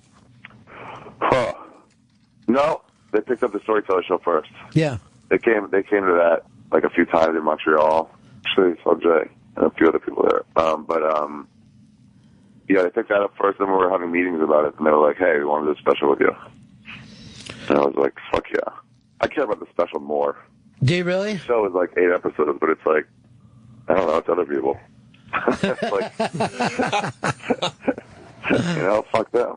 I got to bring up something else, and I'm sure you've had to talk about it tonight a lot. I mean, lately, but it's you at the UFC fights next to Duncan Trussell and the kiss cam. What do you think about that? Did you see that? Yes, it's fucking hysterical. But there is a moment of doubt, the last part of that, that maybe you thought it was funny, but maybe you also thought it went a little too far. I would say I wish I had kept it. I couldn't tell. My eyes were closed. I couldn't tell where the cameras were. I wish I had held it like 3 more seconds. Yeah. So the camera would pan past us, and we just look like we were still doing it. Yeah. Did you only do it the one time? His lips were so wet. Oh. He was like, "Now," and I was like, "Oh fuck, would you lick him?" Come on. Very, very funny shit. So it's I got so many hate messages after that. Like, I'm sure. Well, you couldn't have picked a better show to do it on, you know? Yeah, even if it was a WNBA game, it would have been fun. Yeah. But the fact that it was the opposite of that. That's testosterone fueled. This has got to become a running bit, is like you guys have got to go to other events now. You know, the red carpet for the Oscars. Oh, yeah. It's just, Kiss bomb. Remember that guy with the rainbow wig back when Monday Night Football started? The 316 guy? That, you could be that 360. 316. Yeah, the 316. I thought you said 360. He thought it was Anderson Cooper. Sweet. Yeah, that would be me. I'll start stuffing my cowboy hat and shit. We'll like eat each other's asses on camera. Just look like girls. Just hold on to the apricot and shake mightily. All right, buddy. Congratulations for all this. I'm glad it's happening for you, too, man. It's really, really cool. Thank you very much, Ron. It was nice talking to you. I'll see you in April. Talk to you. Yeah, we'll see you when the weather breaks. You'll be back with the Yankees. Exactly. Ari Shaffir's new special, Paid Regular, premieres tonight at midnight on Comedy Central and available now for download on Comedy Central Direct. This Is Not Happening premieres Thursday, January 22nd at 12:30, ComedyCentral.com. I've never seen a time where Ari wasn't just totally fucking hilarious. Matter of fact, when he did Anthony's podcast, it was one of my favorite that I watched because those two together basically bashing any woman over 25. And I'm sitting in my house. It was one of those things where I know you're wrong, but I'm still wiping tears out of my eyes. Yeah. We're going to break here. As I said, coming up a little later on in the show, Marky Ramone, Punk Rock Blitzkrieg, available in stores now and online. And then Marky's also at the Gramercy Theater in New York. I think this is the show where he plays Ramone songs and Andrew WK is with him. Absolutely, yeah. Special guest Andrew WK. It sounds like an amazing show. Have you ever seen him do Ramone songs? I've only seen Andrew WK do his own stuff. I would think that very few people could kind of pull that off, but Andrew WK really makes sense. The essence of the Ramones is in Andrew WK. It's oddly true. It's so as weird. Stupid as that sounds, it's oddly true. Because reading this book, I'm like, how... The weird thing about the Ramones is how that shit happened in the first place. People are like, oh, why weren't they bigger? But I'm always like, how did they keep going? Joey and Johnny Ramone didn't talk to each other for like 20 fucking years. In the same van, not having conversations. Yeah, and never did it let it fuck up their stage show. That's wild. Yeah. That's something like that. That shouldn't work. You should have to talk to each other at some point. Well, you know, the other day, Don was asking me about Fez, and, you know, because the thing of Fez being so hilarious during the hypnosis show, why can't it happen more? So Don says to me, he goes, do you think it's because of you? And I'm like, probably. This is a very weird thing to do for a living for a long, long time, for guys all to be together, you know? Talking on the air and shit. Yes, I'm part of the problem. But you fix it. Tell me what to do. I'll do it. Yeah. I don't know how to fix all this shit either. But it literally was the Ramones, those guys riding around in the van, traveling the world. One of them has OCD so terrible. The Joey Ramone OCD. It's a struggle to read some of these because it's a horrible thing to happen to you, but B, it's a horrible thing to be with someone who's, constantly touching Can't things. keep it together, really. Yeah, I mean, it's not, and this is the thing of Fez, it's very difficult to be Fez. It is. But it's also difficult to be with him every day. It's easier for a caller to say, or a guest to come in here and do why don't you do this, why don't you do that, but they're not going to be here tomorrow. He's not going to be here tomorrow. And, Ari throws in a Calvinist. Go for that. But Fez could do all those things. He could figure out, do I want to find a new religion and read books or, there's just things that you can listen to and all. But he's not going to do it. And the thing is, I know that he's not going to do it. So it keeps me joking about it or fucking with him with it a little bit. But that also doesn't help either. Nothing seems to help. So Joey's fucking crazy. Literally, I think crazy with the OCD. I mean, there's medication that you could do, but that's mental illness. Johnny is this right-wing, really by the book, almost like a military guy, right? Yeah. Dee Dee was a fucking partier and took any drug that was around. Handed to him, right? Yeah. You had Tommy, who really didn't even know how to be a drummer, never even tried to drum. And then when the band got bigger, he had to make way and let Marky come in because he wasn't a drummer. It's so weird that you could start that. And he went on to produce and stuff. And, Marky had dark bouts of alcoholism that, is also a tough read. But at the same time, they're at CBGB's. Marky was on the Blank Generation album. It was fucking. That's crazy. And Wayne County, which was, Fez, you know who that is? No. Like the first cross-dressing kind of rock star. And he or she, I don't know, ever know, was the right thing, would light some motherfuckers up for starting shit, That was almost an early kind of Marilyn Manson type band that went down. I mean, the stories are just incredible. The Lower East Side in the early to mid 70s is an incredible story. Terrible burned out shit, and then all this great music coming out of it. It's amazing. All right, we're going to break here. That's Marky Ramone coming up a little later on in the show. I hope you stick around for him. Ari Shaffir, I'm going to be watching tonight. I hope you will too. Paid regular tonight on Comedy Central, and then This Is Not Happening will be next Thursday night. We'll plug those again all next week. We'll be right back. It's the Ron Fez Show. The Ramones, Marky Ramone's going to be here a little later on. I'm checking over some of my emails. Flathead agrees with me that the fucking Miami Coke has always been the best. The good Coke from Miami, not that Hialeah repress shit. You gotta be careful you get anything from Hialeah.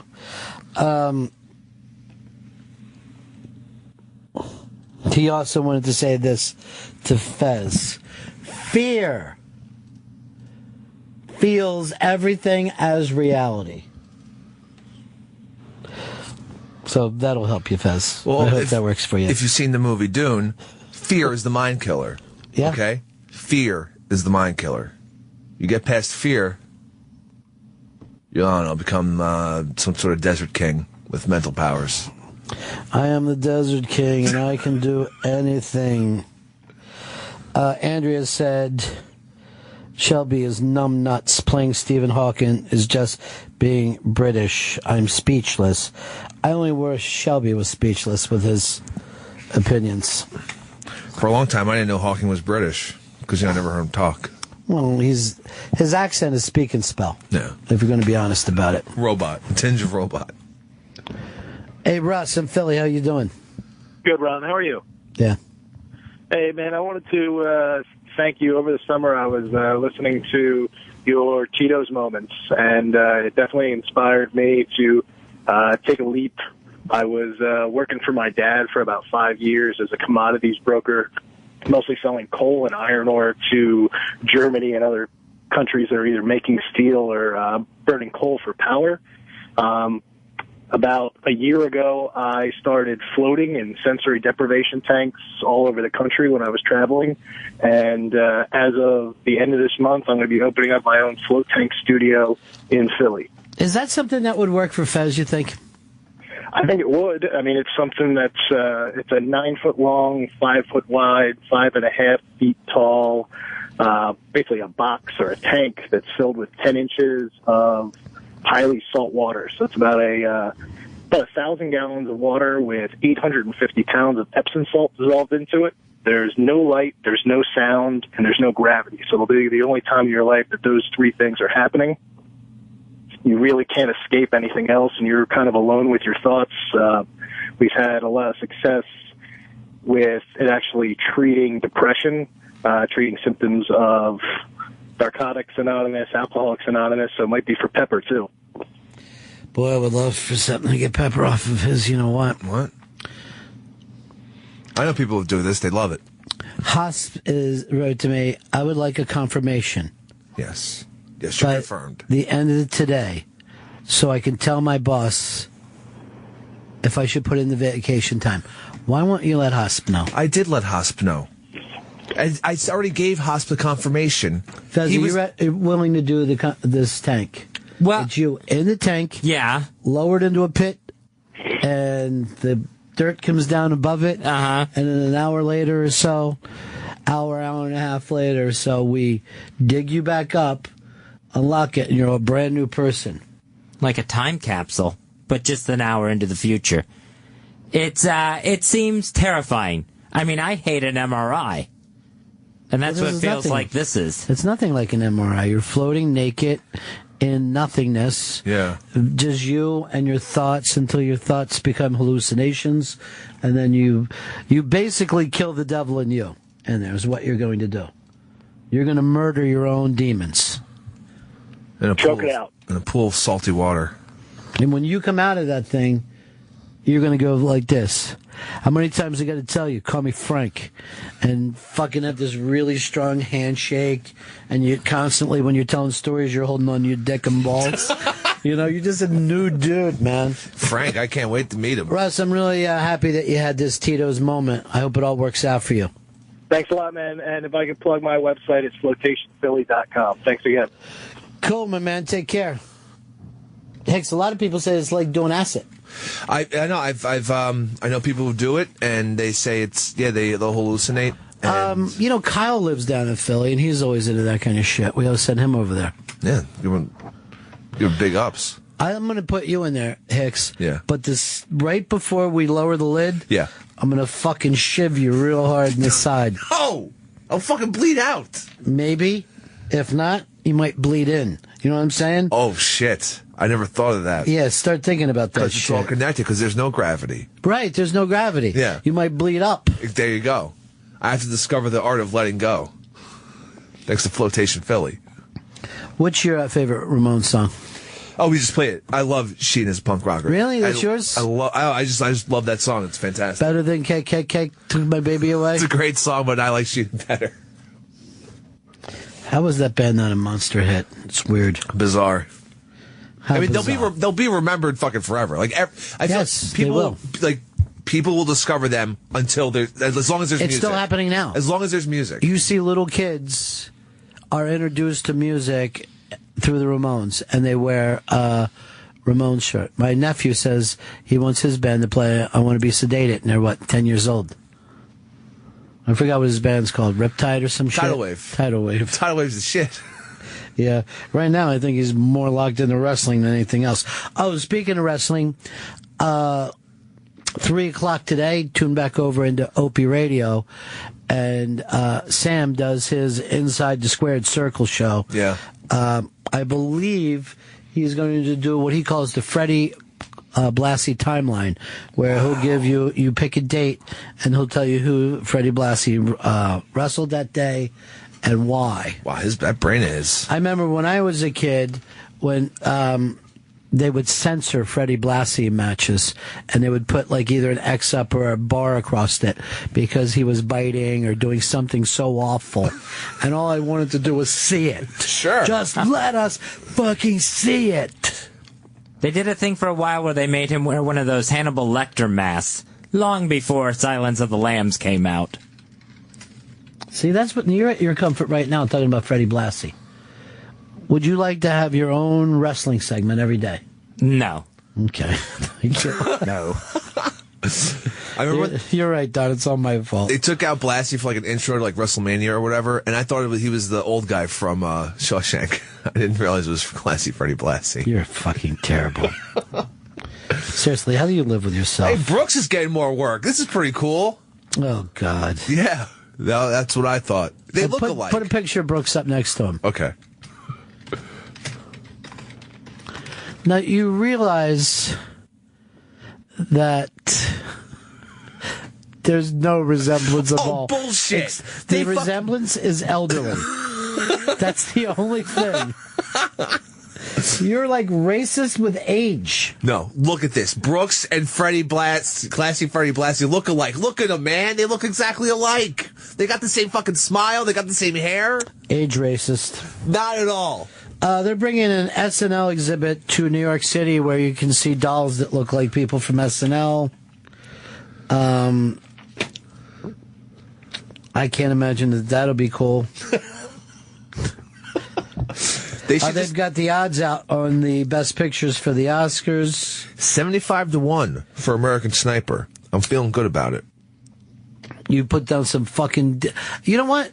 American Sniper is the come-on movie.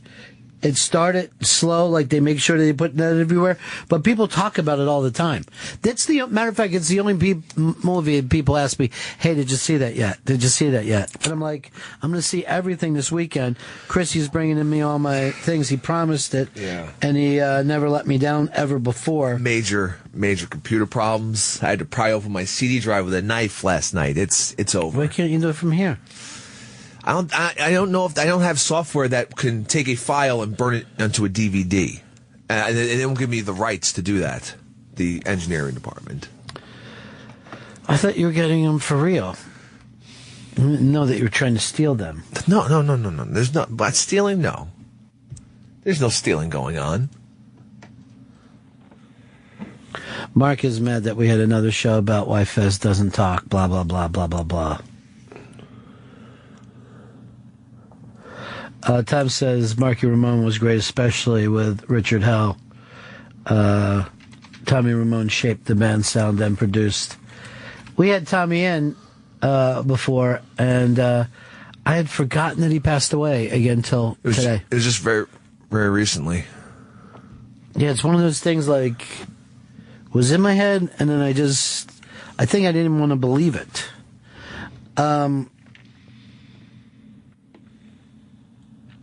There's a guy, an LSU fan, who said he would take jail rather than snitch on the player who gave him what? Some kind of memorabilia? Yeah, he sold LSU football equipment. That was what I was getting moved. So it isn't even a matter that it was actually more like stolen equipment more than it was signed T-shirts or something. Yeah. So this player actually robbed the team. And then used this guy, I guess, as a fence, would be the word, to move the gear onto eBay. I say the guy dimes the dude out because I know it's being a rat, but it's college football. It's not as important as the NFL. If, like, Eli said, fucking move this helmet for me, I wouldn't drop Eli's name. But if it was some guy off Rutgers, yeah, I don't care. You know why you feel that way, though? Why is that? Because you're fucking from Queens, raised with no morals or dignity whatsoever. I have plenty of both, but not when college football comes into play.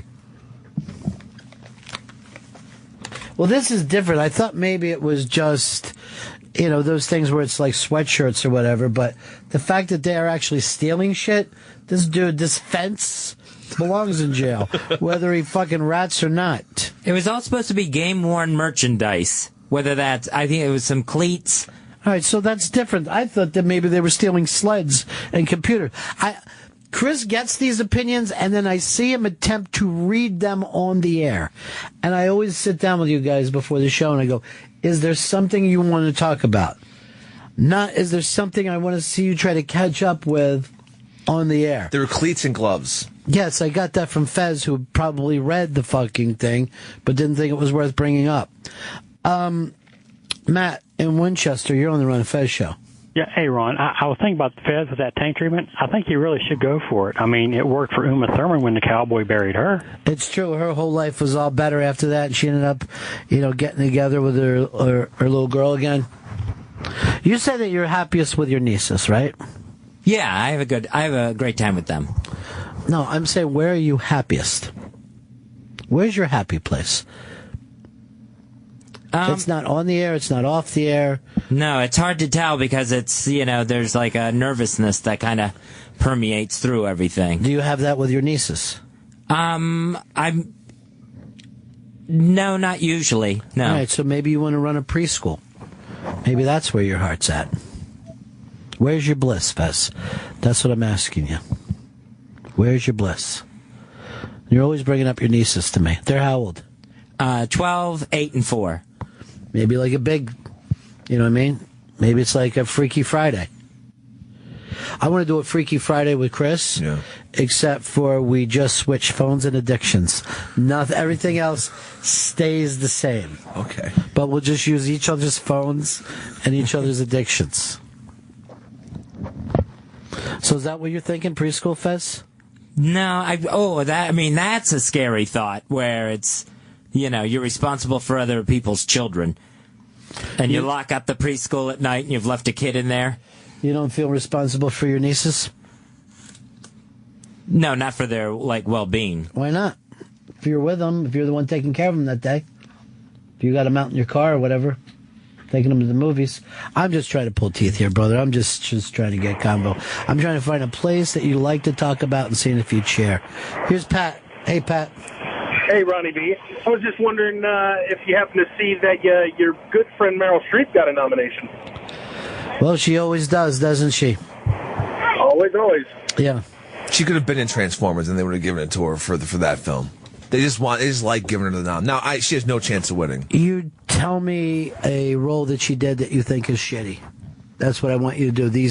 That you're now just saying that anything she does, I don't ever remember her doing bad stuff. I thought she was great in Mamma Mia. I'm not bashing her. I'm bashing the Academy for saying. Why are you bashing? You're saying whatever she does, they just nominate her. But you show me that any performance she does is not in the top 5. What do you got, Blank Generation there? Yeah, I pulled it up before. Of course you did. You love that song, don't you? I love it. It's great. Because it speaks to you.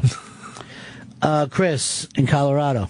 Yeah, hey, Ronnie. Hey, I just happened to catch this movie called Altered States with John Hurt last night, and I just wanted to warn Fezzy that he gets into that deprivation tank, he may resort back to his most primordial being. So, Fez, you might turn into a hairy monkey.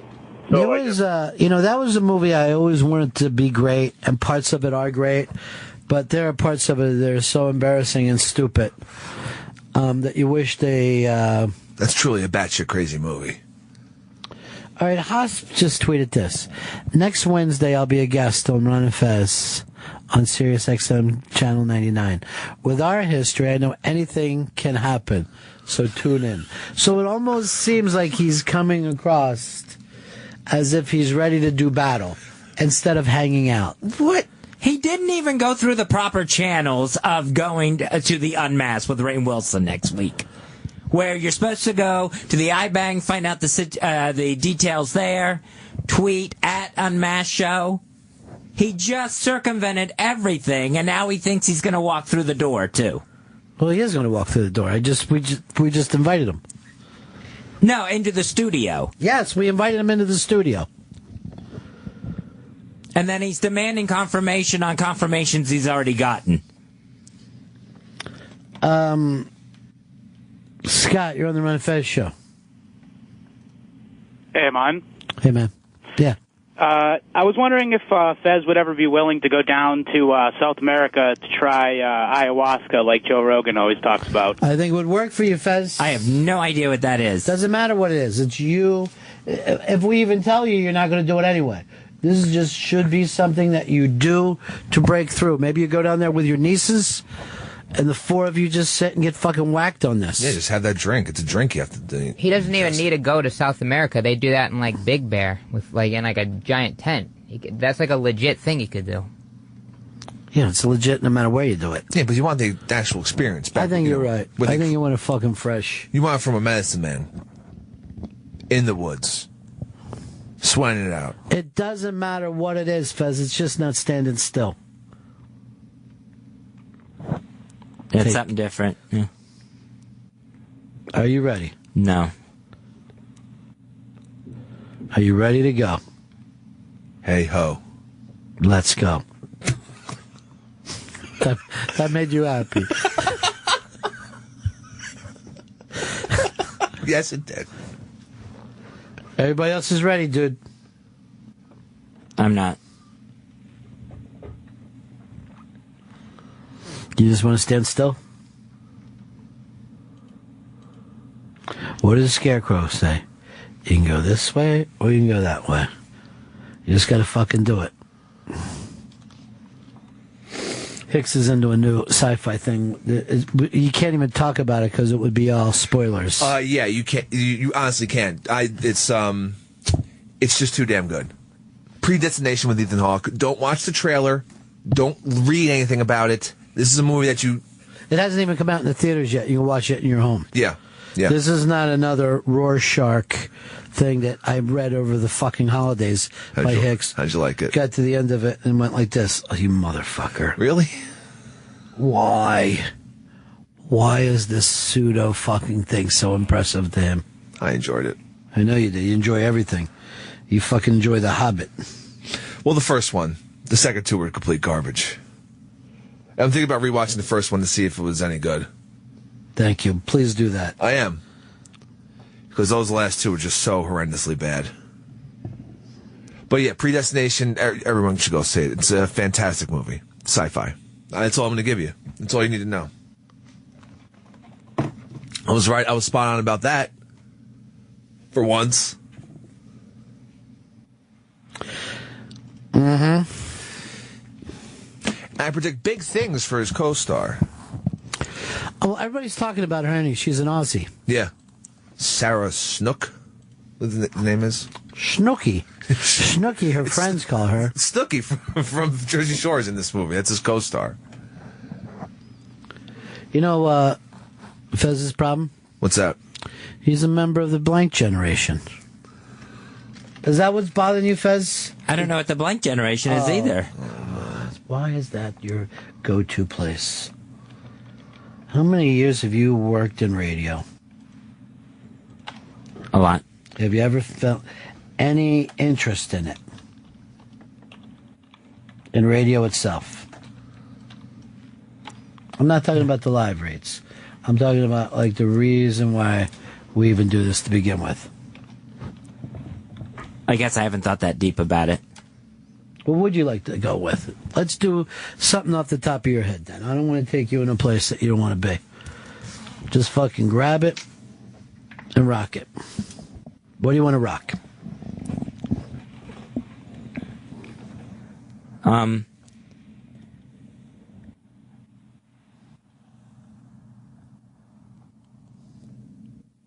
Matthew Perry was saying that if his new TV show, The Odd Couple, isn't a hit, he's just going to go off and do dinner theater after that. I don't understand why people don't like Matthew Perry away from the other five friends. The Studio 60 show was good. He was my favorite friend. I don't understand what goes wrong for him when he gets a new TV show out. Most TV shows don't work. Only a couple a year get picked up. There are always good shows that never find their groove. If they don't get it right away, it doesn't work. Doesn't mean that the show's even necessarily bad. Like on all of network television, how many like half-hour sitcoms have like 3 or 4 in the last say 5 or 6 years? Big Bang Theory, Mike and Molly. Yeah, out of all the hours of programming. Yeah, they go on to get to be 100 episodes and then for people to watch. I don't even think it's that personal.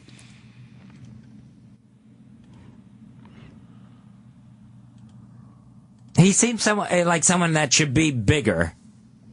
He's probably got $50-60 million from doing Friends. He's pretty big. It's about as big as you can get when at once in your life you get a Friends, a Seinfeld, or Everybody Loves Raymond. You know that you're the main character. It's gigantic.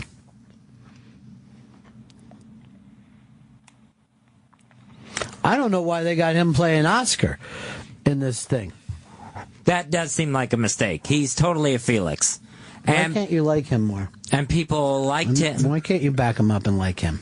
Give him some Did you ups. like his last sports show that he did? Where he played the sports announcer? No. No, I didn't. You just said that it's impossible not to like him. I thought you wanted to give him mad love. That Studio 60 that you brought up, it was like a good concept, but they turned it into West Wing every fucking opportunity they got. They were running a comedy show and people were just bringing up like downed planes and stuff. Yeah. And like, oh, we better write a fucking awesome sketch about. You're not doing that. 3 minutes there. Get that sketch together. Where's God wardrobe? damn it. Where's wardrobe? And I'm stopping everything right now because I'm dating an intern.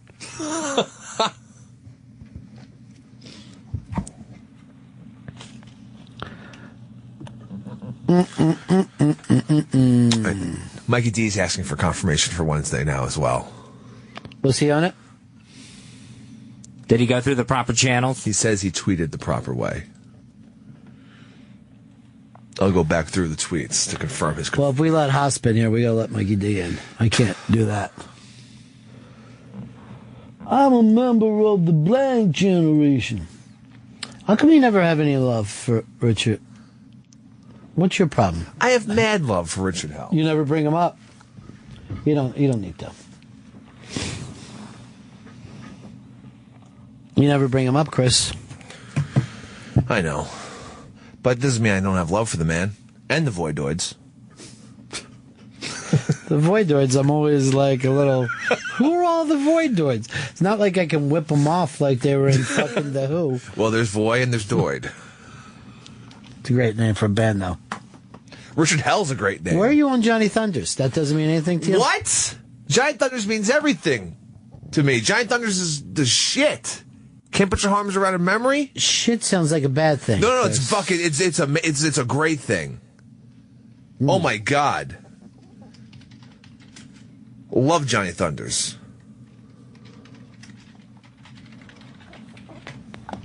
Born to Lose? Oh, what are you doing? Looking it up now? I heard I'm not. No, I heard you fucking typing before you start running off. I'm bringing up You Can't Put Your Arms Around a Memory, which I brought up before I started typing. No, but then Born to Lose, you fucking went and did after you typed. No, I didn't. It just makes you look bad. No, I look great right now. Let's go Seattle, and let's go New England. Oh, wait. No, I'm going against you. Okay. So I'm going to, I guess, I want the Packers to destroy you. I tell you the truth, anything could happen in these games. I'm looking forward to them. Here's Mark in Florida. You're on the Run of Fez show. Hey, I got an idea. I know it sounds kind of nutty, but can we just put a cap on the number of no's that Fez can use this year? And if he goes over that number, he has to leave the show. Everybody gets to do what they want to do, and this is Fez's personality.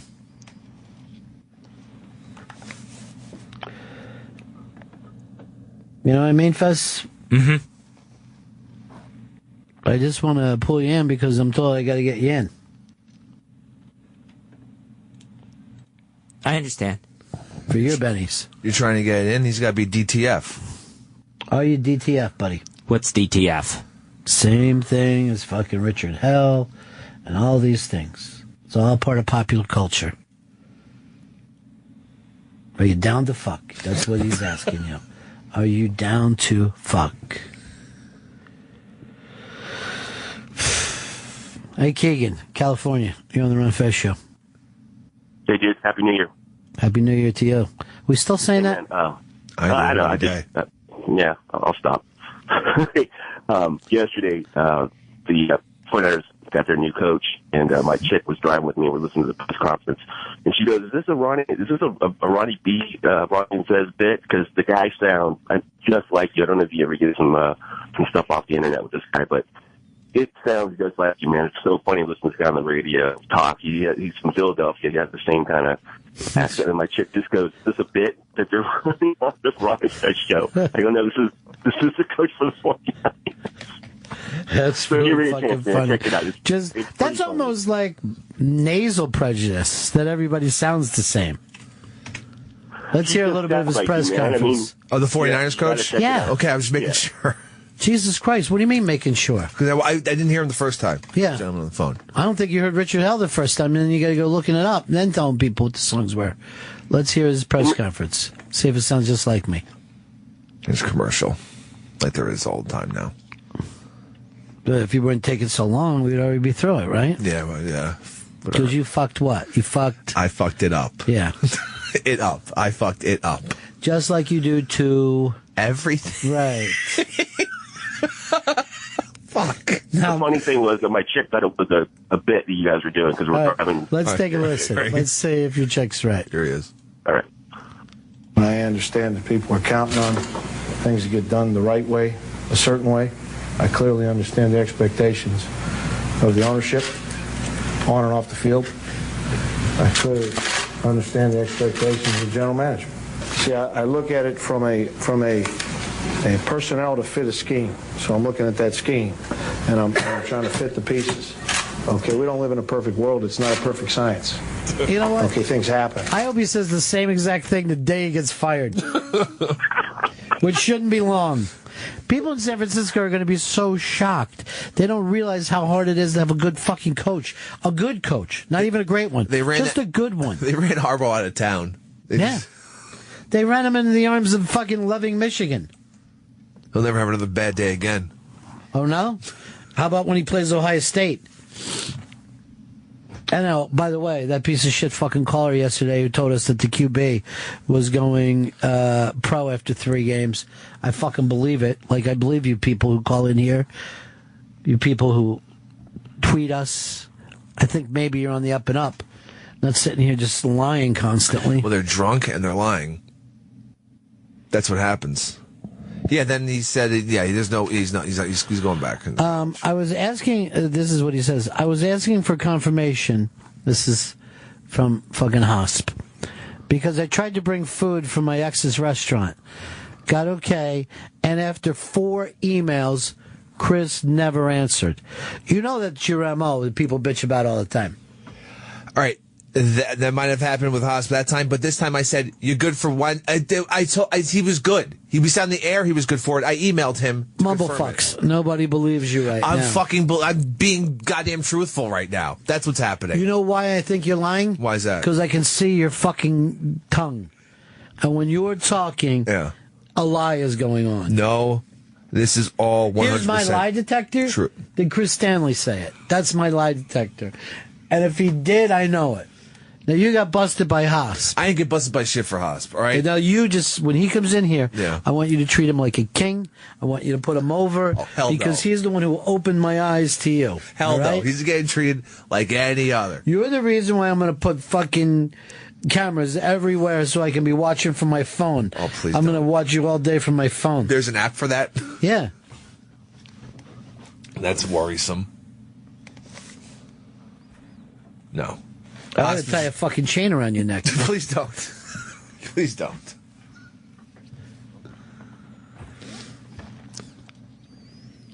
Andrew, you're on the Run of Fez show. He touches kids and he lies. That fucker. Who? You know. Ronnie B.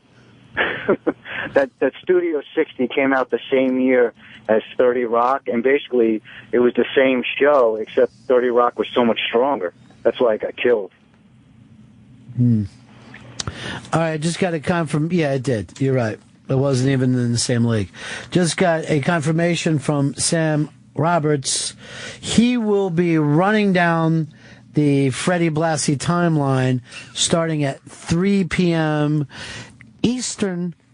Is it standard or are we in the other? Eastern Standard Time. Okay, we're in standard. I never know what's standard and what's not standard. And that starts at 3 o'clock. That's all Blassie's big matches, everything he's ever done. That's 3 o'clock over on the Opie radio channel. I hope Too Cold Scorpio comes up, just, after the timeline. Why? I like Too Cold Scorpio. What's that got to do with the show that's planned today? It's in the realm of wrestling. So your fact is that if somebody said, let's talk about the playoff games this weekend, you would be comfortable with someone bringing up Y.A. Tittle because that's in the realm of professional football. I mean, it's conceivable that it could come up in the conversation. Is what I'm saying. Shelby's right. Everything he says about you. He doesn't have shit on me.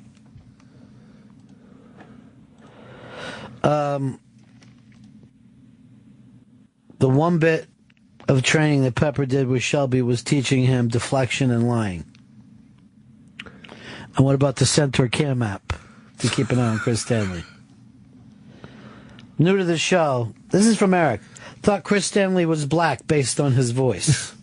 Thank you. I am a white man, though. Though my dad did tell me once we had an ancestor that was black. Esther said, just yelled at my radio, Green Bay has won a Super Bowl this decade.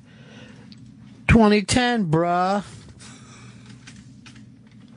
All right, 2010. Some people claim that 2010 is not part of this decade, that the decade starts with 1 and runs to 0. Yeah, some people will say that. Some people. Well, they won it in 2011, so they're good. It was a 2010 season, but they won it in 2011, so that does count. I don't care what anyone fucking says. Now, see, the Saints technically winning in 2010 from the 2009 season, there you have a case. There you could say, doesn't count. They seem ancient when they were good. That's a joke. Drew Brees, flash in the pan, all right? So, I think you're right about this. So, bro. Bruh. What's up, bruh? Yeah, so the teams have won this decade: the Packers, the Giants, the Ravens, the Seahawks. Make sure House doesn't bring any food, too. I'll make sure of that. I can't trust it now after this fucking brouhaha that started up. I'm going to fucking email him. He's going to come in here and try to fucking dose everybody. Good luck. Have another lace cookie? Well, okay, but they shouldn't have any. Keep eating after your throat bleeds. That's when it gets better. Really? Because I thought this was phlegm. It's thick, dark blood. You're disgusting. You're always ready for phlegm and blood to be in your throat. Oh.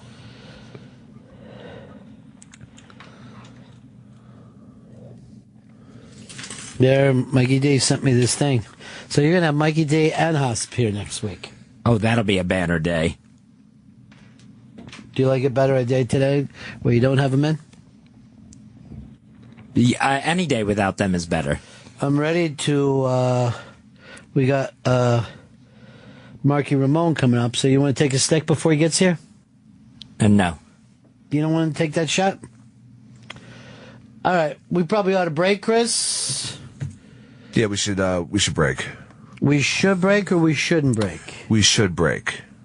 Because you're acting like we shouldn't break. We should break. I feel we should break because we got Marky Ramone coming up. Yeah, so let's not break.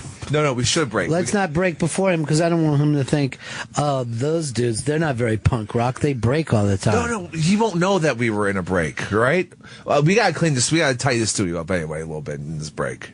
Look, my stuff's all over the place. Yeah, because punks get all fucking upset if somebody's sweatshirt is out.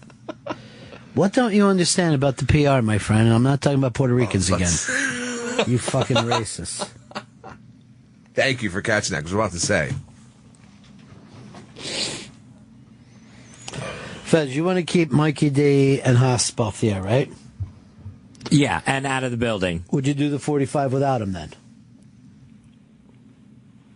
No. Okay. That was their shot. You want to take the Marky Ramone? Get into his head a little bit. You know? Question him, pepper him with some questions. No, I'd rather not do that.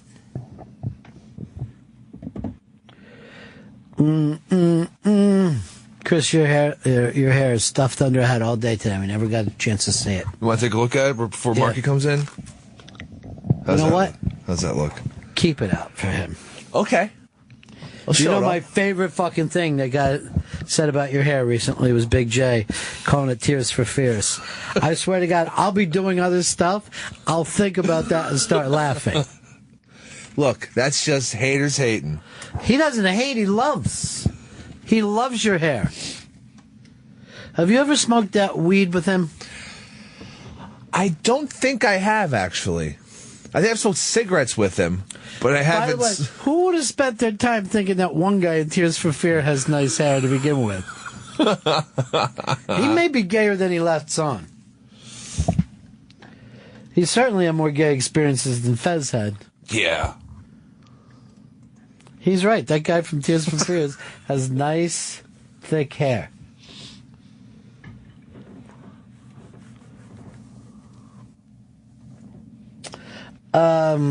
Right, Brad writes this. I'm Chris Stanley. Fuck, shit, what the fuck? I'm Brad. I'm a stupid tweeting dick. Duh. There, right back at you. I didn't think you had it until the duh. And then I'm like, yeah, it does sound like him. Right, that's Brad. Yeah, that's a Brad line. That's Brad, all right. That's fucking Brad.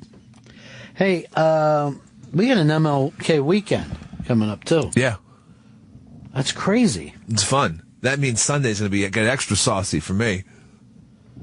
And this gentleman writes to you, please install AdBlock extension to the web browser you're using, you dumb fuck. I'm super smart. How did you get to be a producer? No wonder your fucking computer's shit. All right, we're going to break here. When we get back, Marky Ramone will be here.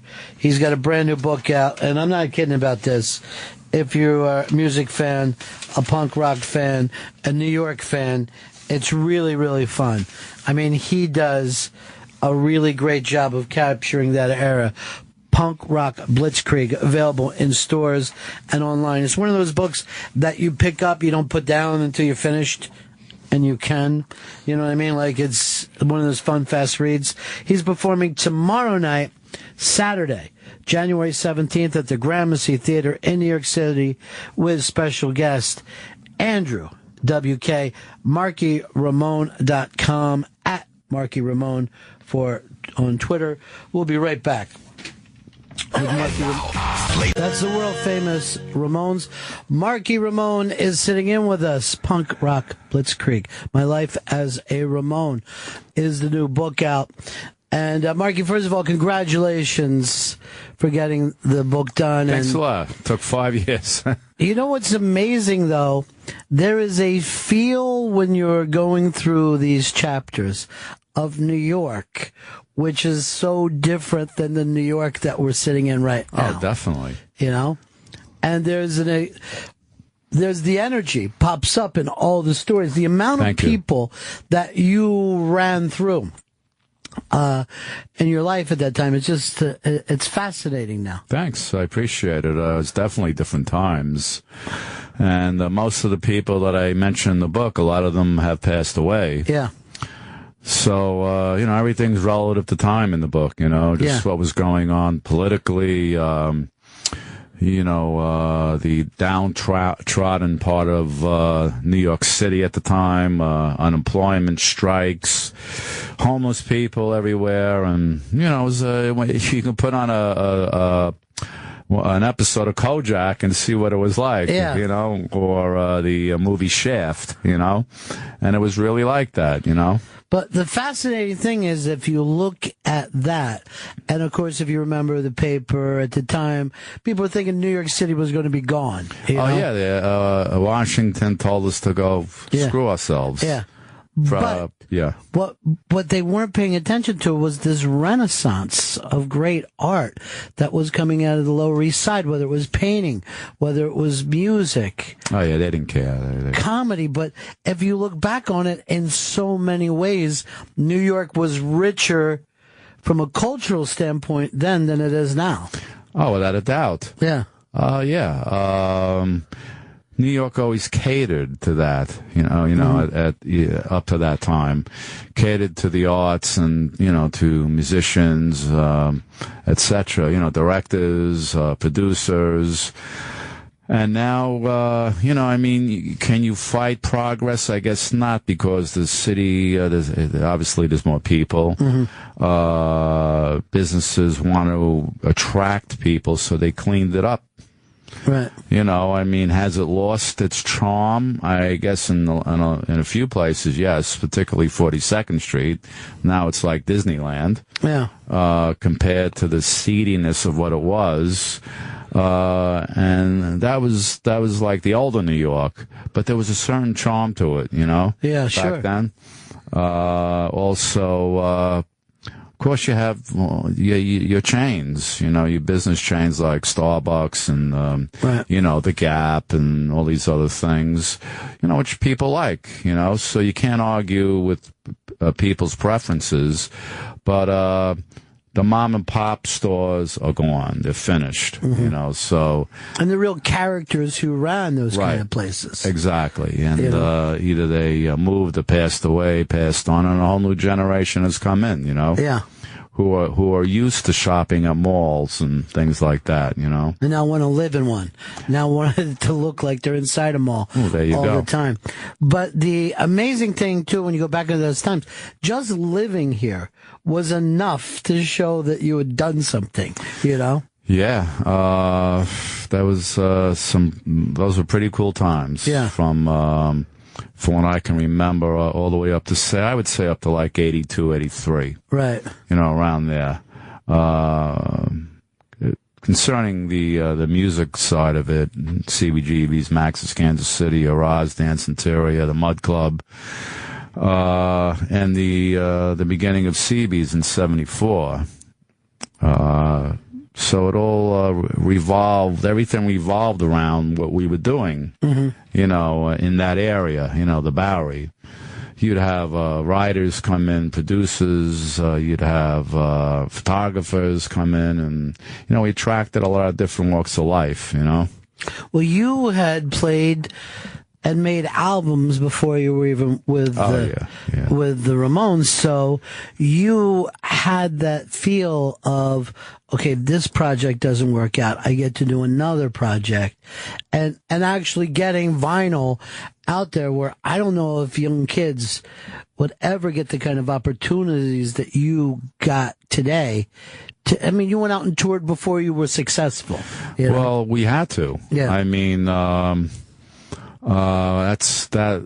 That's what we had to do. We would record an album, then we had to really, really tour it, work hard, very hard at doing it, traveling, getting up early, traveling, doing interviews, traveling to get to the radio stations, coming back, sound checks, playing the show, and that's what it took, and we did it.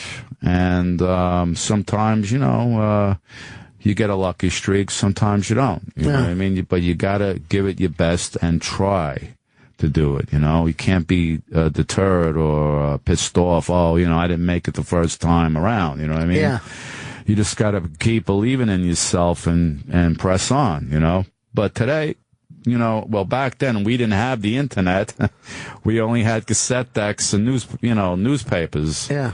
Today, the musician, artists, whatever you want to call ourselves, they have this huge internet connection. Does it hamper the artist in some ways? Does it help? In a lot of ways it does, because it gets their music across a lot more than when we were around at CBGB days, you know, because of all the outlets. What do you have? Twitter, you have Instagram, you have Facebook, you had MySpace, you had all these opportunities now to at least show what you have, in this kind of setup. But sometimes too soon, I think. I think there's a lot to be said for working at it for a while before you get out there. It's a lot of Facebook heroes, let's put it that way. But the thing is that, you can't fool the people. Sometimes you can, most of the times you can't. So if a group builds themselves up and buys numbers and goes, all of a sudden they have 2 million followers, then they go out there and no one has come to the show or shows up, that could happen. Mm-hmm. So you have to be grassroots. You have to work hard and present yourself live and tour, and then you will build up your following. Well, you were with Richard Hell. And one of my favorite parts of the book is when you guys are cutting Blank Generation, which in a lot of ways, you could say is one of those high watermarks for everything that later got called punk. But I was thinking as I'm reading this, and my heart started beating faster. I'm like, if this is the only thing that Marky would have ever done, it would have been the coolest thing, So by that point, you're not even in the Ramones yet, and already, getting a chance to really have, these experiences that you just couldn't buy. Well, it was a wonderful experience recording that album at Electric Ladyland, the Blank Generation album. And the really cool part was touring with the Clash in England. Unbelievable. They asked for us to open up their shows. And I could see how they were influenced by the New York punk scene, especially the Ramones. And they really loved our Western culture, and then they threw their spice on their music, and then they had great bands there too, Yeah. But New York was about a year ahead of them. Just about a year, but that year was very important. Was an important year. Yeah. But see, that's the change that at the time, could you feel it, or is it only in retrospect that you look back and go, oh man, everything was changing at that point? Well, we were just playing what we enjoyed playing, along with Blondie, Talking Heads, Television, Richard Hell, Johnny Thunders, and all that. We really didn't think we were going to change anything. Mm-hmm. But eventually, we heard we did. Yeah. So, I guess we did. So, you're when you start touring or you're starting a band, you just want to play the music you wrote and get out there and start working. And that's all we really cared about, was the next booking and, how the next album's going to be. And then all that other stuff came, because of the hard work that you did. Well, I mean, it's stunning to honestly think that a dive bar that opened up to just whatever bands wanted to come in could change music, and yet it happened. And you think about Hilly just making one decision of no cover songs, you know what I mean? No, you guys come in and play, be yourselves. I mean, what's always amazing to me about the music that came out of that is the Ramones don't remind me of the Talking Heads, and they don't remind me of Blondie, and all these things were unique next to each other. Well, we at the time, what was going on was disco and stadium rock, and a lot of owners of clubs didn't want this genre of music in their clubs because it was new. They didn't want to take a chance on it. So we were lucky that Hilly said, "Okay, hey, you guys can play here," So we had a place to play, and Terry York, Richard Hell, and a few members of Television built the stage. there, So, it all went together. You know, just the fact that we had a place to play to hone our skills, and that's really what it was. It was just a glamorized rehearsal place, and we continued to go back and back and back to play, and each time we got tighter and tighter. That was important to everybody there to make sure that we were all, considered a tight unit, no matter who it was. Which, of course, was so different than with, the Sex Pistols. When you see the Sex Pistols doing that shit. Yeah, but when the Ramones, to me, first and foremost, were always a rock and roll band. Oh, yeah, me too. Real rock and roll band. Yeah, I mean, the term punk obviously stuck, but, and it turned a lot of people off just because of the word punk, and, the leather jackets and jeans, Fonzie, Marlon Brando, in those, anti-authority movies. But, the Ramones, to me, were basically a rock band influenced by 60s and 50s music with Marshalls. Played a little faster. In no time. I saw this clip, Danny Fields, they're doing a documentary on him, and Lou Reed is listening to the Ramones for the first time. Right. Danny's playing it, and he's like, oh man, he's like, this makes us look like sissies. Patty looks like a sissy now, because he hadn't thought of that, just so tight, coming one song after another. Yeah. And it's, and by the way, Danny Fields is another one of those guys that helped shape that whole scene. Through his connections with magazines. Yeah. And he's a very smart guy. And being able to coax people into coming to CBGBs and seeing these bands, such as Seymour Stein, Linda Stein, who were the owners of Sire Records. And other luminaries, photographers, Bob Gruen, and Lee Blackchild is all these wonderful people. So he was an integral part of making CBGBs happen. Definitely. I probably saw the Bob Gruen pictures before I even heard the songs. Like that was a thing about getting it out when radio wasn't playing it. Rock scene, New York rocker. Yeah. The book is Punk Rock Blitzkrieg, My Life as a Ramone. And like I said, Marky takes us back through the Lower East Side in the 70s, early 80s, and you could just about taste it, you could feel it, you could smell it. Thank you. And also, you put us in the van. And I've read stuff about the Ramones before, but never to this point where it seemed to me like, despite it being dull with these travels, there was a tension that never left. Right. Well, we were brothers, bandmates, business associates. We had to run a business. You're in a van for 5 hours a day getting to your next show, and you have two guys who are politically polar opposites, always getting on each other's nerves about stuff like that, and it got to be very grating. But Johnny and Joey, for some reason, I don't know what it was, never got along. Some people don't. There's nothing you can do about it, and I mentioned that in the book. Me and Dee Dee got along. I got along with all of them, but I just I always tried in my way of getting them together, but it never worked. That's one of the things I would have loved to have seen later on when they were unfortunately approaching their deaths, that they would just drop the petty animosities and just make up, What do you, and I mean, it was like this even before you met them. They were already in that position. And yet Johnny must have known, I can't make it without Joey, and Joey must have known, of course, can't make it without Johnny. It sounds cliche, but the group was bigger than all these ridiculous arguments. The group came first.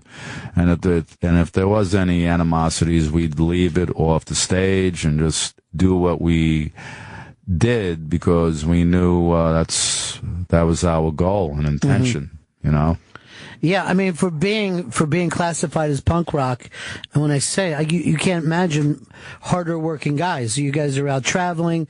You showed up at every show. No one's ever wasted and ruined the show. No one ever said, "Oh, I went to see the Ramones," and they just phoned it in that night. We toured in a van. Yeah, I was in the van for 15 years. So we can never understand why a band would want a tour bus and pay a driver $6,000 a week if you could just put it in your pocket. You know what I mean? So we had our tour manager in the van driving it, but we had our assigned rows. And if we had to sleep, we had pillows. We would just go to sleep in the row and stretch out, in a 15-passenger Ford Econoline. And that was all to save money, and also to not get caught up in regular road access, just staying. Right, the usual rock star baloney, and we were never into that. We're just regular guys from Brooklyn and Queens, and I think most of our fans saw that in us, Yeah. And I guess it comes out in the lyrical content and the energy that we, had on the stage, You also, and you do a really great job of this, explaining what it's like to kind of hit the wall with alcohol and work your way back. Would that have happened to you if you weren't a drummer, if you weren't in a rock and roll band, you think? No, that runs rampant in so many businesses, athletics, Wall Street, everyone has, a lot of people have their own poisons, even in the legal profession, there's people with alcohol problems. I think alcoholism just doesn't discriminate of what it affects, who it affects. But I was a periodic, and I kept drinking towards the end there. The first time I was in the group, and Joey called me and said, "Look, you need help, it's time to leave," and that was the best thing that ever happened, because I could have either killed somebody could have killed me, I could have run someone over, and I just put two and two together. What was more important, doing that or just continuing to follow your dream? Yeah. And I went to 2 rehabs, and I went, of course, to AA meetings, and that's how I learned to stop. And I'm not a preacher. I don't care what anyone does. It's up to you. But if you need help, it's out there. I'm not going to tell anybody to stop drinking or whatever. But if you do have a problem and it's interfering with your livelihood, that there's ways to get help. It's a lot easier today than it was back then. Yeah, it's available. You know what I mean? But you came back to the people, places, and things that had gotten you in trouble in the first place. Yeah. What was that like when to come back? Well, I learned I didn't have any urges anymore. If somebody had a beer in the dressing room, or wine, or vodka, that's their business. I wasn't going to say, no, you can't do that, because that would make them uncomfortable. I didn't want to make them uncomfortable. I'm the one that had the problem, not them. They could put it down after 1 or 2 drinks. So I just basically stayed out of lions' dens, as they call it, But I did go out. I continued to go out and have a good time, but I just didn't pick up a drink, And things were basically still the same when I got back in the group. Right. Same thing. Everything was the same. Everything was still the same after the 4-year absence. Isn't that amazing? Yeah, definitely. And you also do a great job of describing, and it's a little difficult to read about the OCD that Joey suffered from. It's tough. Well, when you describe individuals and you observe them for 15 years like I did, you have to describe yourself too. Yeah. I was no angel, and I put that in the book because people expected me in my book to tell the truth about what the other members were like, their personalities, including myself. Joey had OCD. We didn't know what it was at the time. John thought he was doing it just to be spiteful towards him. making him wait in the van for a half hour, 45 minutes, touching a curb 10 times, going up to his apartment so many times, and then coming back down again, up again, down again. He at one point told our tour manager when we were leaving JFK after he tapped the curb, when he was back in the city, drive me back to the airport, I have to tap the curb again. So that's how intense it got. But eventually, I think medication that he was taking helped, which was good. And then eventually we all found out what OCD was. Right. And it's horrible. It's a horrible. It is absolutely horrible, and you get to experience it. And you got to talk about it. You know, when you have an illness, it's always good to let it out, so other people can understand what you're going through. So they know how to treat you and respect your problem, to sympathize with you and give you and help you, with some strength. It's amazing when you think of the Ramones music. It's always so clean, straight ahead. Yep. And then you hear about the complicated fellas who made this music. Yes. There's nothing everybody was honestly carrying a cross at one point or another. We were all nuts. Yeah. Anyway, maybe that old saying is opposites attract. Uh-huh. And that if we weren't such an unusual people, maybe the music wouldn't have been as good. But it worked. The music worked. And in the end, that's what matters, because that's what lives the longest, even longer than anything human, you know what I mean? Right. So we made some good songs, recorded some good songs, made a funny rock movie, and we have a whole new generation today of Ramones fans. Probably bigger than the beginning. Than then. Yeah. And it's amazing that young people are very, very attracted to it. Yes. Young teenagers. I believe it's the lyrical content appeals to youth, and I think it's, again, the energy. Mm-hmm. It's the 1, 2, 3, 4 counts into each song. And attention spans are very short. Sure, that's true. So the Ramones songs are short. Yeah. So, they can absorb all that very quickly, and relate to it. But it was also interesting that you guys were able to stay together enough to see that effect on other generations, like Green Day and Nirvana and these bands that grew up on you, and there you are seeing it happen. Oh, yeah, we were very grateful. I mean, Rancid, Joan Jett, Billy Idol, even The Clash cited us as an influence, Pearl Jam, U2, Kiss doing rock and roll radio, Lemmy writing the song Ramones, about the Ramones for his album. Mm-hmm. So, when you have that many alkaloids, and kudos, you have to become humble and grateful. Mm-hmm. You can't let all that stuff get to your head, because then you start believing all your own, you know what I mean? Mm-hmm. You become an obnoxious rock star.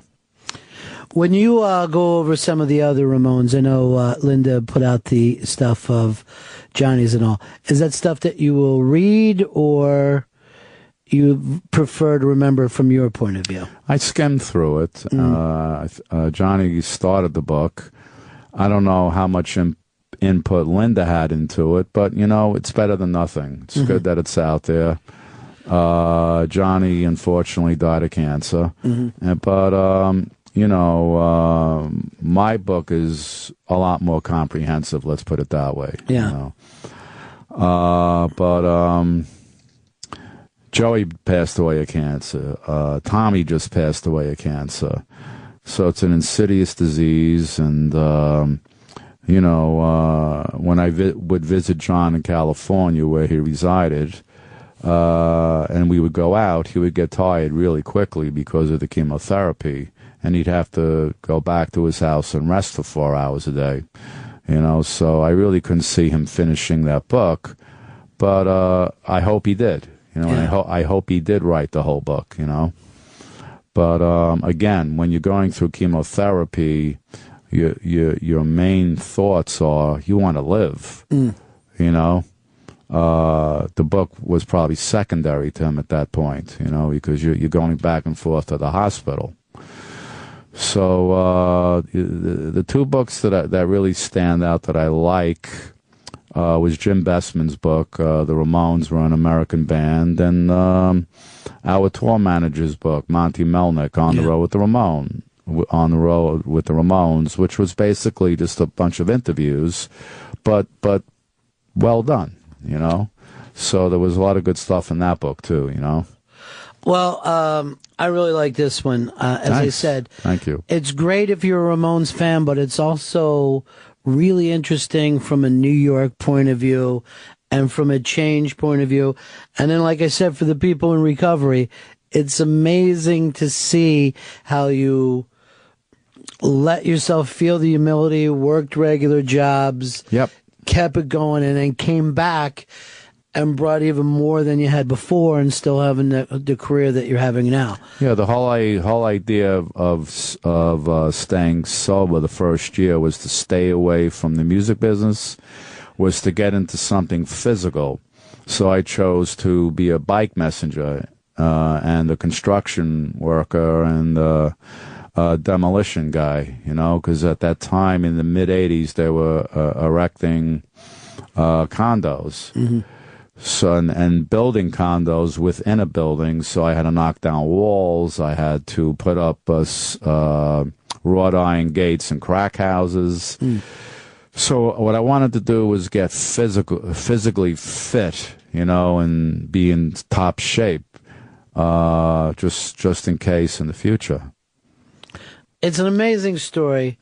It's punk rock blitzkrieg, my life as Ramon. Marky, thank you so much. Anytime, thank you for coming by. Thanks here, man. for having me. These are great stories, and